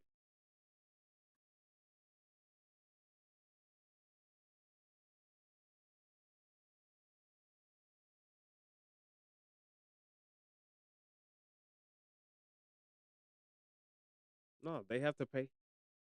Right.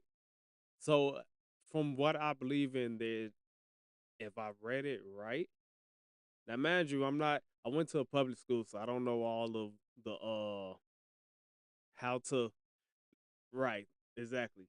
So I believe it is saying that whatever revenue is made after Bears pay everything back is what they get to take with them. So, and I'm talking about like after every game and whatever and this and that. But that is broken down. It's not broken down into every game. It is put into one, and then at the end of the season, it goes, okay, you have your season ticket holders and things like that. That's theirs. This and that, whatever, blah blah blah. But then you go the vendors. Once that is paid out, okay, here's your share of that because you don't get the whole thing. So the beers and the food and all of that. Here's your share of that from we are taking this much and this is what you get. Parking lot. Oh, here you go. This is your share of that because this happened during your game. So here's your share of that, but we have to take because it's a fee. It's a renter's fee. You're renting. This is a renter's fee.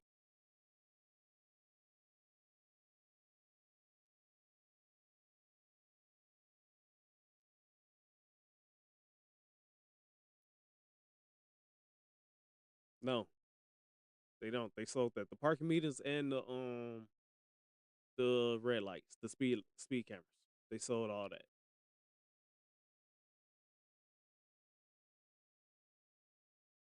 Which was the dumbest thing.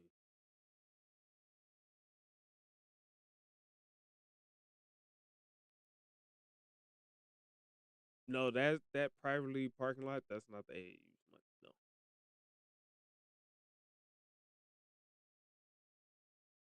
The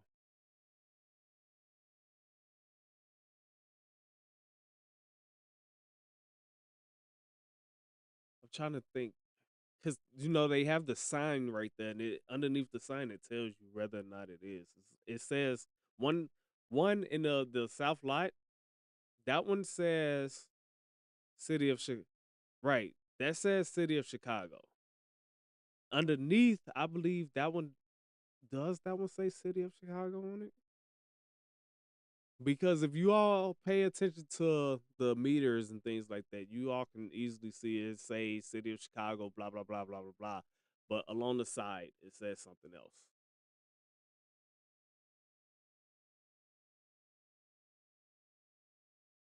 That one, no, I don't know that one.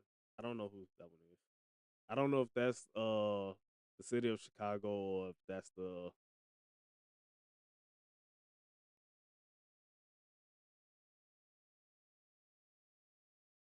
David's in mine. Yeah, David, can you see who owns the underground parking lot? North parking lot. What's up, Oscar? How you feeling?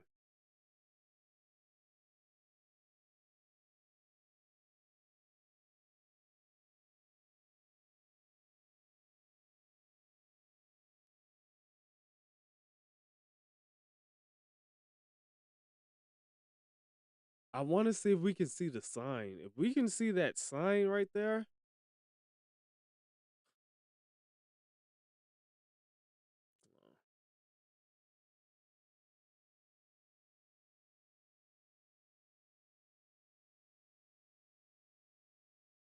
right? I believe that just talks about the museums and in and out.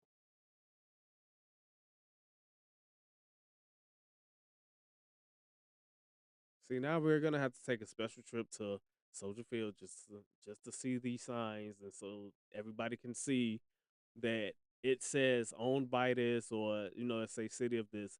But all you have to do is go find a paid parking area, where they have the parking, not the parking meters, but the green signs and the box where you pay for this little ticket to put in your car, and read that box. Look for all the signs that's on the box and read every. It tells you who owns that box. It literally tells you who owns that box, and that's who's making the money.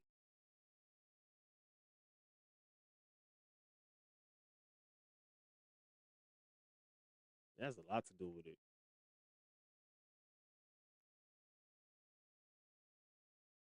What lot is that? Is that a lot?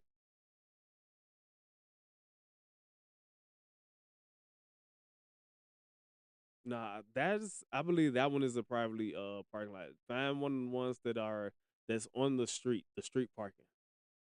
Let's find the street parking and find that green sign is right there. There's look for the box. Find the box. Yeah, find the box that's to that. You find the you find the box that's to that on that I think it's right there behind that vehicle. That box. I think that's it right there. If if anybody of y'all out there, just go out there and just read the box. That's all that you got to do. Just read the box and it'll tell you who's the it'll say manufactured and this and that by this company. It's not Chicago Bear. I mean, it's not the Chicago city of Chicago. Everybody should know the city of Chicago has already sold. The news reported this. The city of Chicago, what is going on? Why am I so blurry? Hello. There we go. The city of Chicago has already sold the rights to the parking. They sold it for what, 8 years? Just like they don't own the tollway.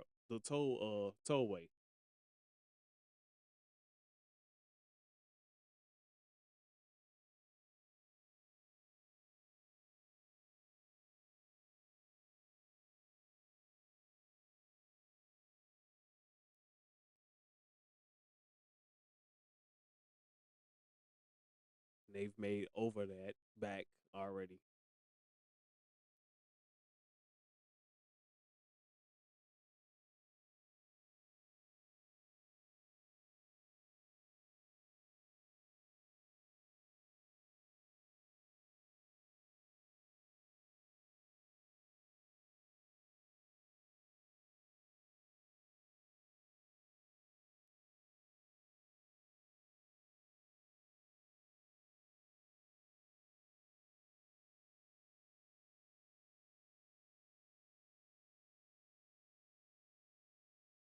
And that's crazy. They got a tax break on that sale as well.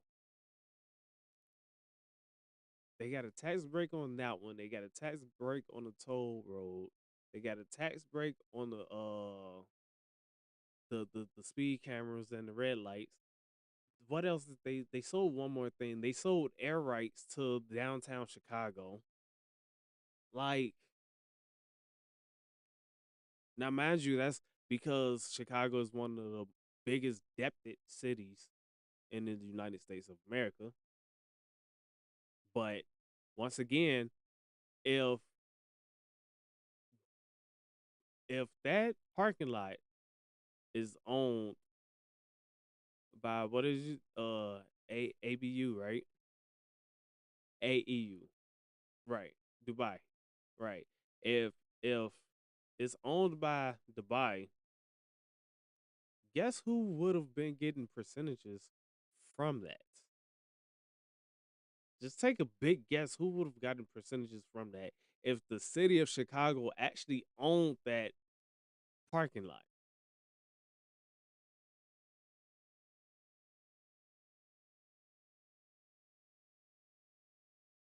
Just think if the city of Chicago just owned any of the things that they have now, these parking meters and these red light cameras, which, um, they city of Chicago has been sued many times for these, but that's a different story.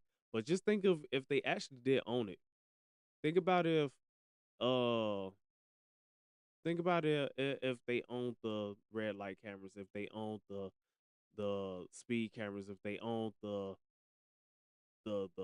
air rights, if they own the toll roads, if they own don't wait as many as people going in and out of Indiana just to go downtown to work and then go back into Indiana. Just them alone with the toll roads, which is up to almost $10, is not $8.75 with an iPass, and it's like $9.30 without one, something like that. Wow, Chicago, y'all can do that. People still using it. It still gets jam packed during rush hour. Telling me y'all couldn't do that?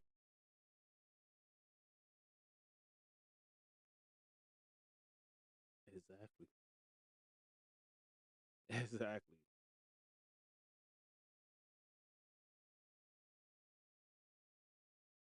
City of Chicago is greedy.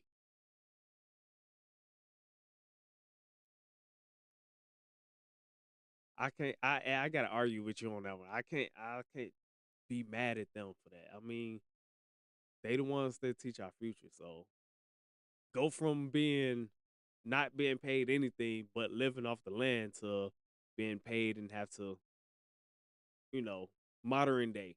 We'll just say modern day.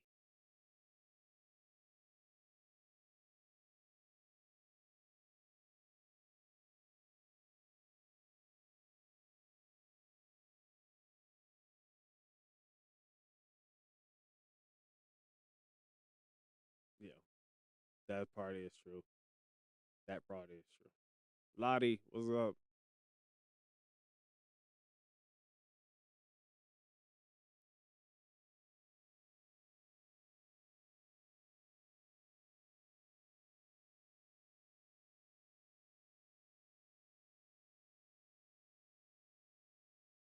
They not doing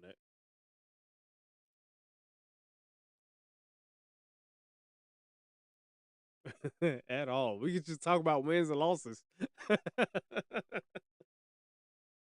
Wins and losses, y'all. That's it. That's all.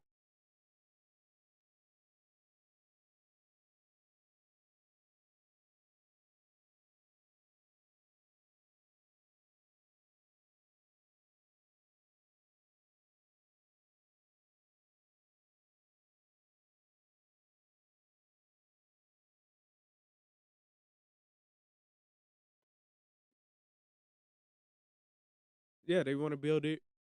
From what I know of, what I read, this is me reading. They want to build it where the Chicago Fire is building theirs, downtown Chicago, Roosevelt.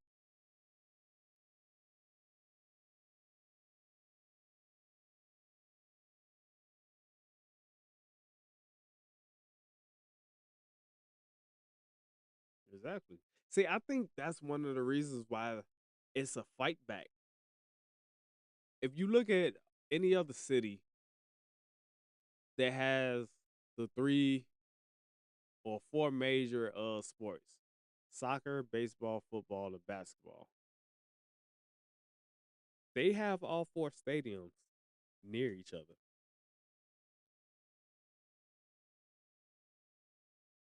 So David says the Sox were waiting for the mega projects bill to pass. Now they have to wait for fall session legislation. So I thought they was waiting on the owner to finally his contract to be up. I thought that's what they was waiting on. Honestly, I can't even tell you who their owner is anymore.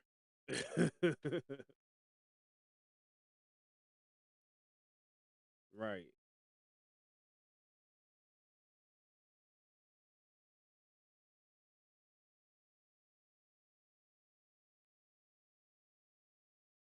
Yeah, that's his name, Jerry Reinsdorf.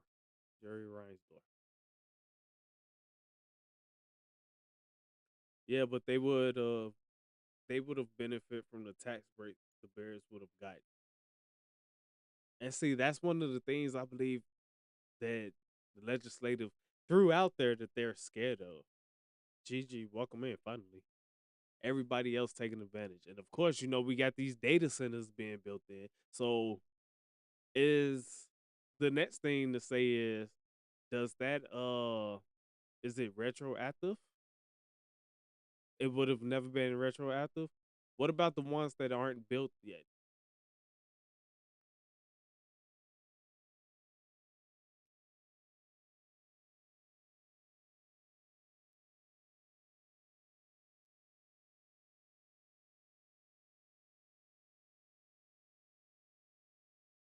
Right. I remember them asking. I didn't get a direct answer.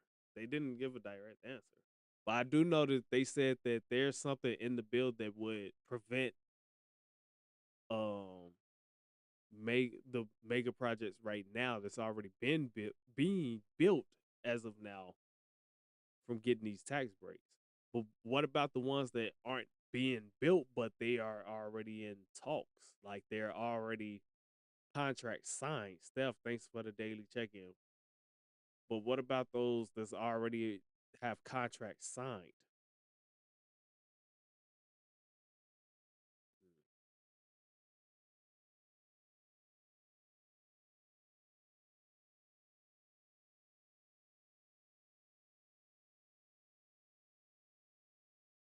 So the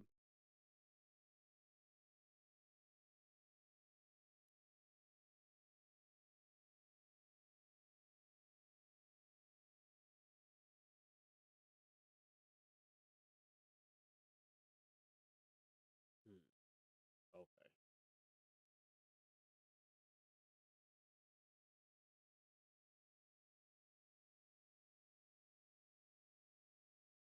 I'm reading on this.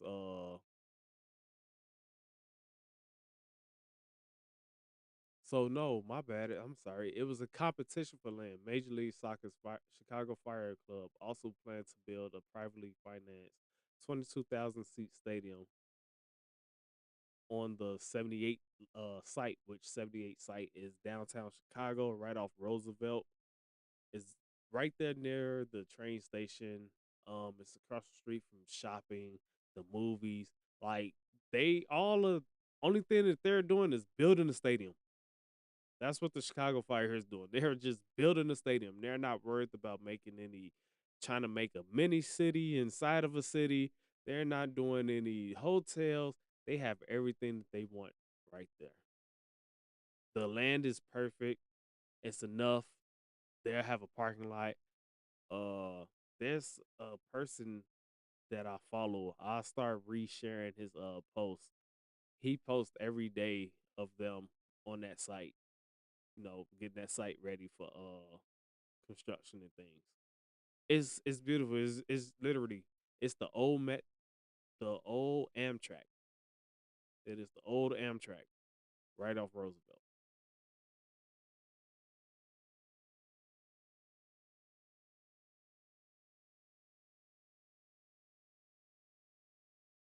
See, look, land acquisition. Justin Ishiba, or however you may say his name, the private equity billionaire who is set to take over as the next majority owner of the team, is moving to purchase an Amtrak train yard situated across the river from the 78, keeping stadium and mixed use development options very much alive in the area.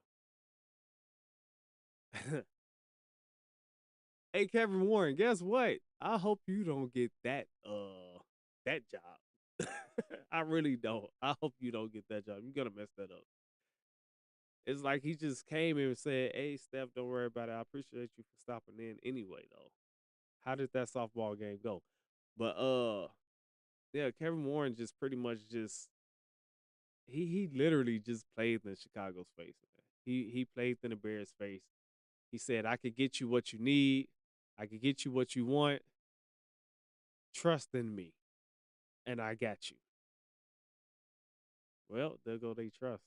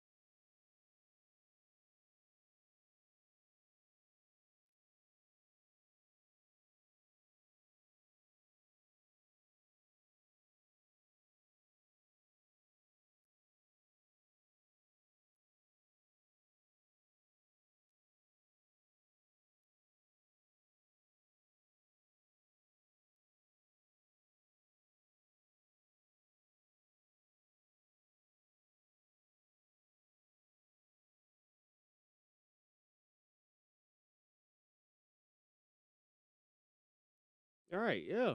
It's our money that got to be used anyway, right? It's Arlington Heights money that got to be used, right?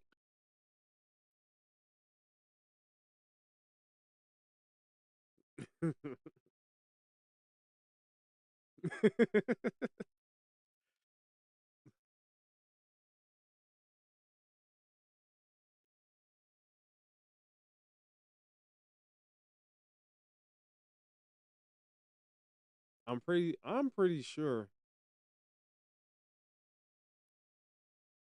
I'm pretty sure if it was a vote, but if we was to go and have a vote, if Arlington Heights was to go have a vote, and I say we because it's even though it's Arlington Heights, it's still suburbs of Chicago. Somehow Chicago's gonna get mixed in there. So right. Oh right. Okay, cool. So it's still Cook County, right? Let us all have the vote. I guarantee you it's gonna pass.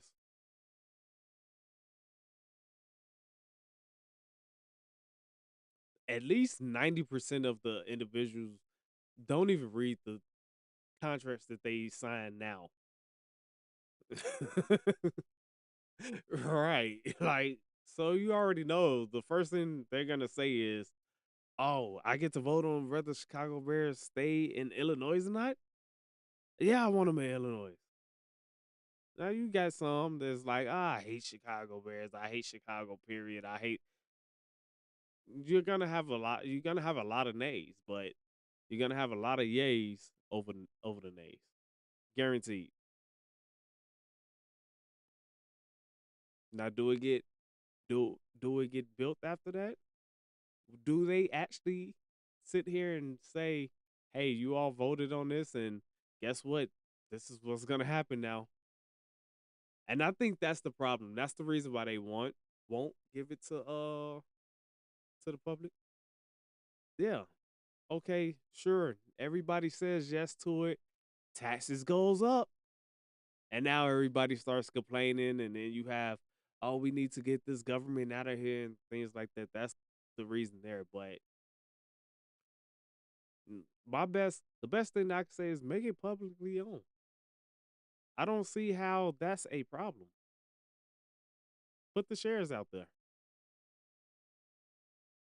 Make it publicly owned.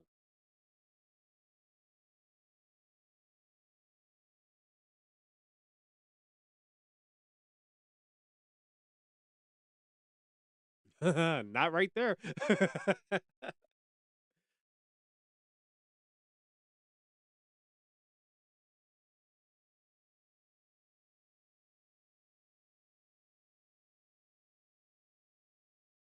But you know something that you know boggles me after I believe it was this morning after the Senate didn't vote on it, which means that they didn't bring it up, right? They didn't vote on it. They didn't vote yes, they didn't vote no. They didn't vote on it, right? Chicago Bears came out with a statement that said they understand the situation and everything that's going on and they're willing to wait until the fall. So it's 20 days, but that's still the fall. Right. No, I'm not. I can look it up right now. It definitely is on your TikTok. Hold on. Let me go into that part. Where's that at? Oh, dude, I gotta get another screen. This two screens is not working. I got so many things up on one and then so many things up on the other. I don't even know where to look at anymore. Uh, what am I looking up again? I honestly, hold on, wait. I honestly don't believe they are moving. It will benefit the Bears if they wait and renegotiate the bill again. That's what David says. He says, "I honestly believe they don't move. I honestly don't believe they are moving. It will benefit the Bears if they wait and renegotiate the bill again."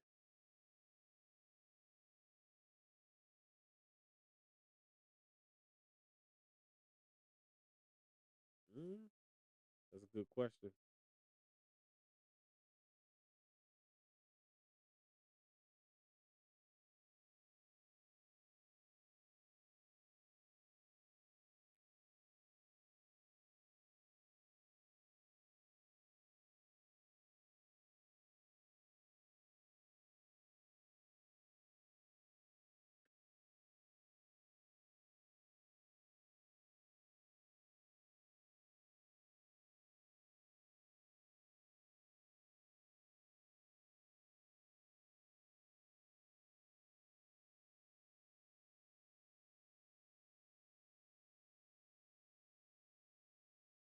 Wow. It says JB Pritzker ready to own possible Bears departure though.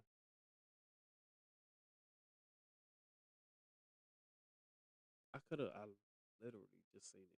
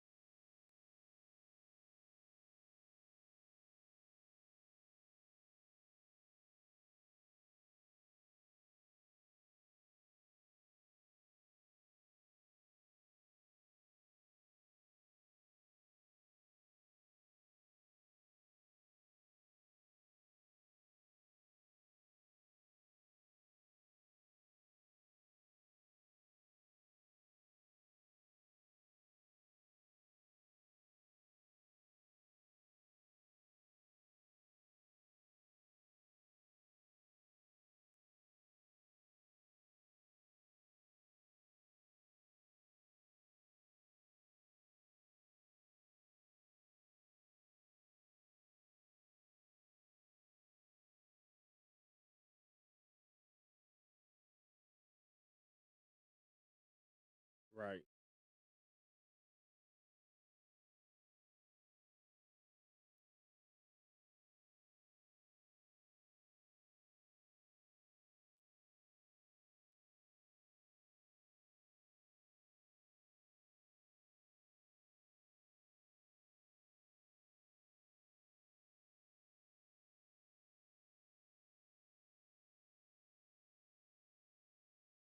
Oh, they do have the new bill as well.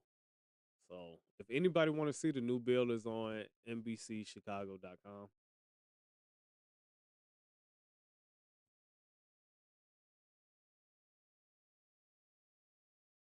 Right, yeah, because they want go ahead.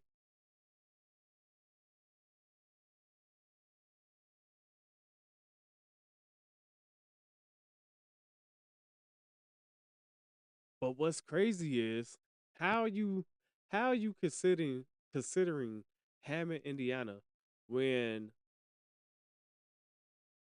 the new bill that they brought up is similar. Let me read this part real quick. At the center of the new proposal is a publicly owned stadium like Soldier Field and similar to what's being offered in Northwest Indiana. But they don't want it to be publicly owned, right? But yet you're still considering Indiana. It don't make sense. It don't make sense. The chess game, that chess game is over with. It's over with. Owners meeting can overrule the decision for the NFL to wait. Yeah, that's true. The owners can come together, have a meeting, and they all can vote and be like, "Hey, you know, is if they say wait, let it play out." They can't say that.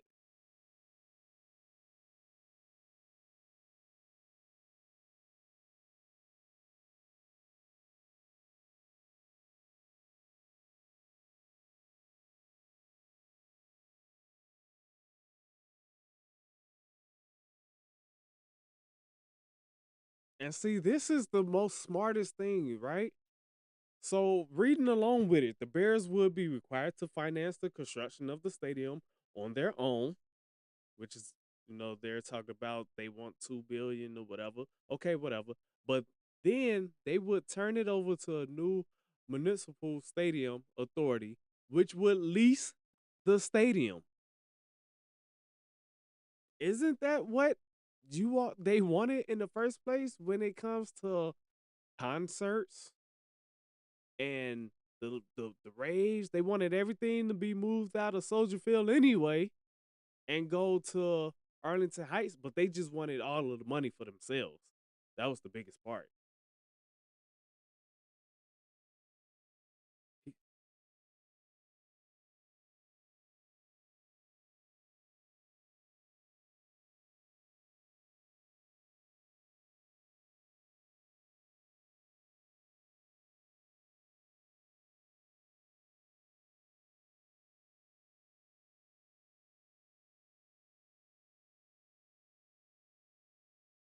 Yeah, that part don't fit. So David said October, the fall legislation begins.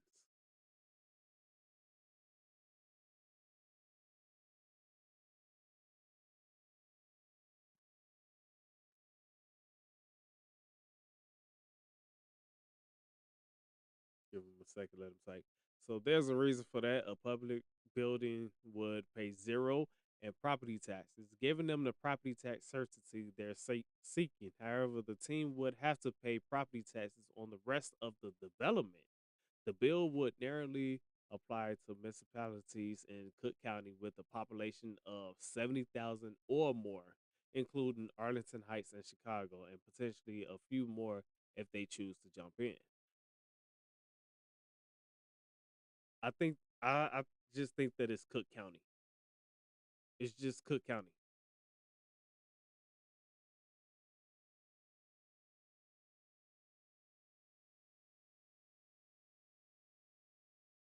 Yeah.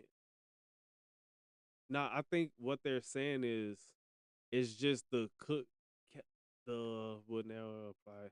The bill would apply to municipalities in Cook County. Oh yeah, with the population of 70,000 or more, including Arlington Heights and Chicago. Yeah, I don't know about that one. It don't. And David said, and yes, they could call it an emergency bill section, but it will need more votes to pass. But does it go straight to Senate or does it have to go to the House again and then go to the Senate all over again?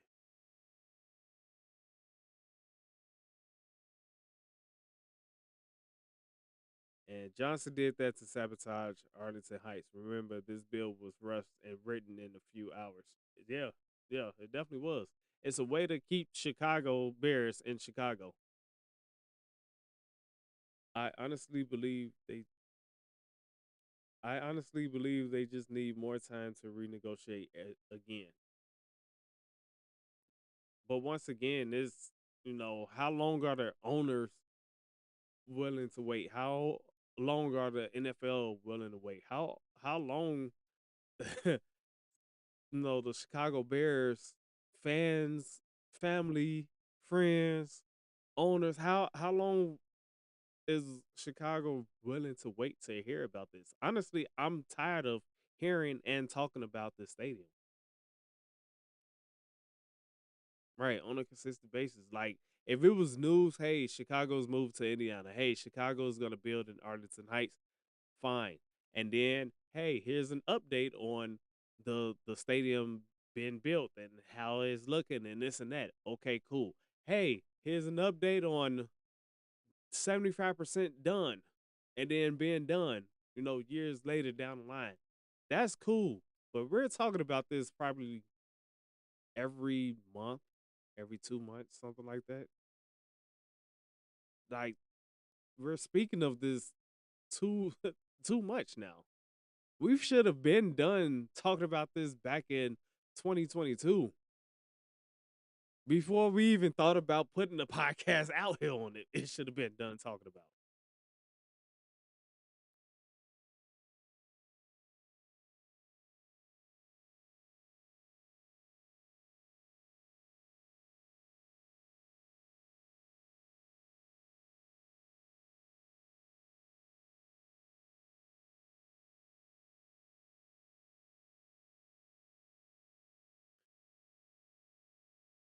Oh yeah, yeah, it's definitely time. It goes.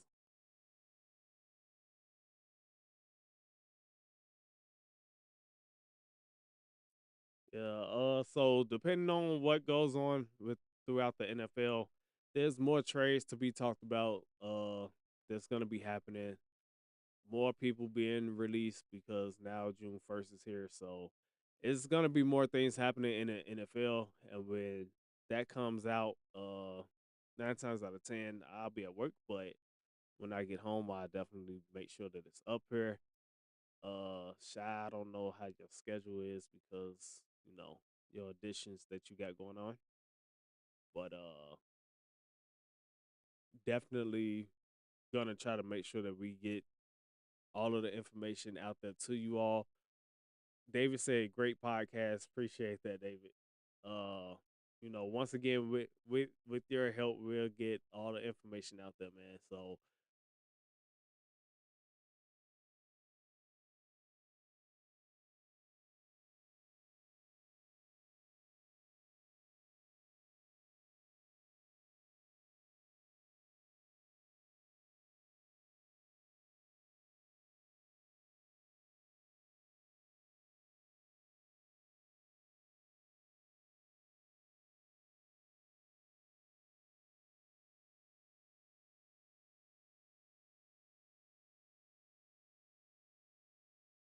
oh yeah, once the season's here, man, y'all gonna see us Monday, Tuesday, Wednesday, Thursday night, probably after or before the game, Friday, Saturday, because I also do a little bit of college. I throw college in there a little bit here and there, but we also have Saturday games. We have a Wednesday game.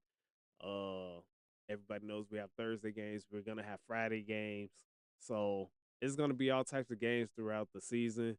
And then, of course, whenever our Bears play, we'll be on after the Bears game, going through highlights, going through our likes and dislikes, what we see need to be fixed, and things what we would like to see more of.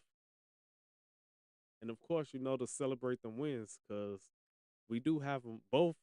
Shy and myself have them 12-5. It seemed like the whole Chicago Bears fan base now say 12-5. I got a couple of 14s and threes, but those. They're just saying that we're not gonna get a loss until probably like the middle of the season or the end of the season. And I'm like, did you look at the schedule?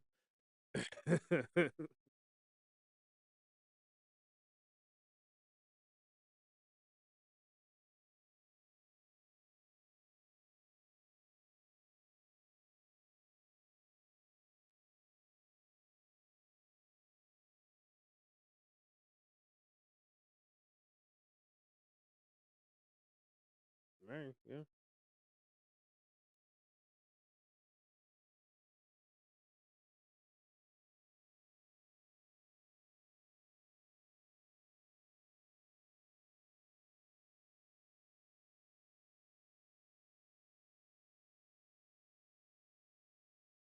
Yeah. So, speaking of, I'm gonna make sure I text you. Remember, I told you I got some equipment that I'm looking into.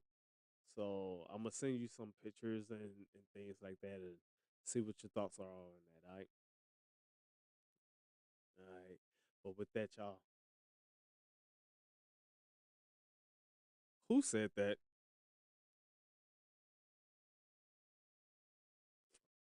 Josh Sweat to the Bears?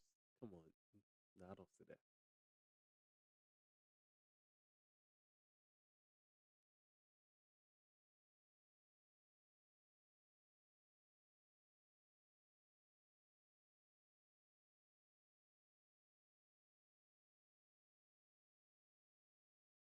Is there another? There's no. There's no more in between that.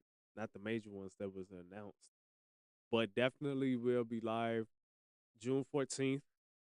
Uh, get our live reaction. You get to hear it and things for those that y'all might be out or whatever it may be. Y'all will get to hear it. Y'all get our live reaction. Hopefully, my boy gets to play that sound. Oh, he know which one. Hopefully, he gets to play it and.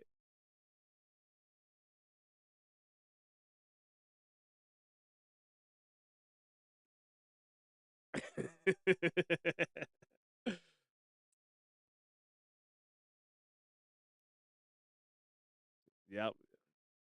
David, it is June 14th. The UFC White House is June 14th. Yeah. I like how they added that one at the end after the fight. How Trump was like, "Are you fighting it?" There it was the Josh. Yeah, I like how he just threw that in. It was like, let's make that happen.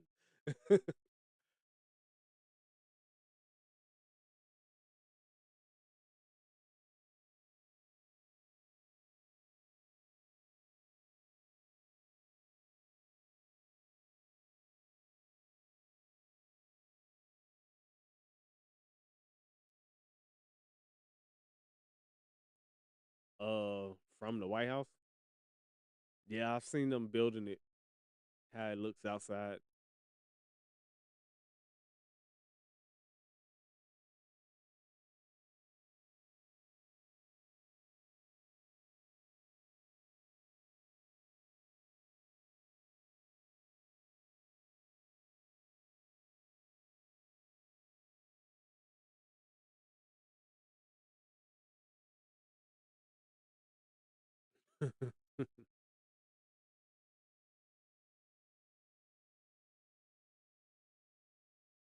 Yeah, I ain't even gonna lie. It looks like what is that? The promotion for Game of Thrones, like how you see the house, the or the thrones, the throne with the night. It kind of looked like that, like they're building something like that. So I can't wait for it, man. I'm real excited for it. Uh, Everybody kind of knows leave me alone that day. Yeah, because mine has not said anything about being shipped yet or anything. It's still it's still at the I guess warehouse or whatever.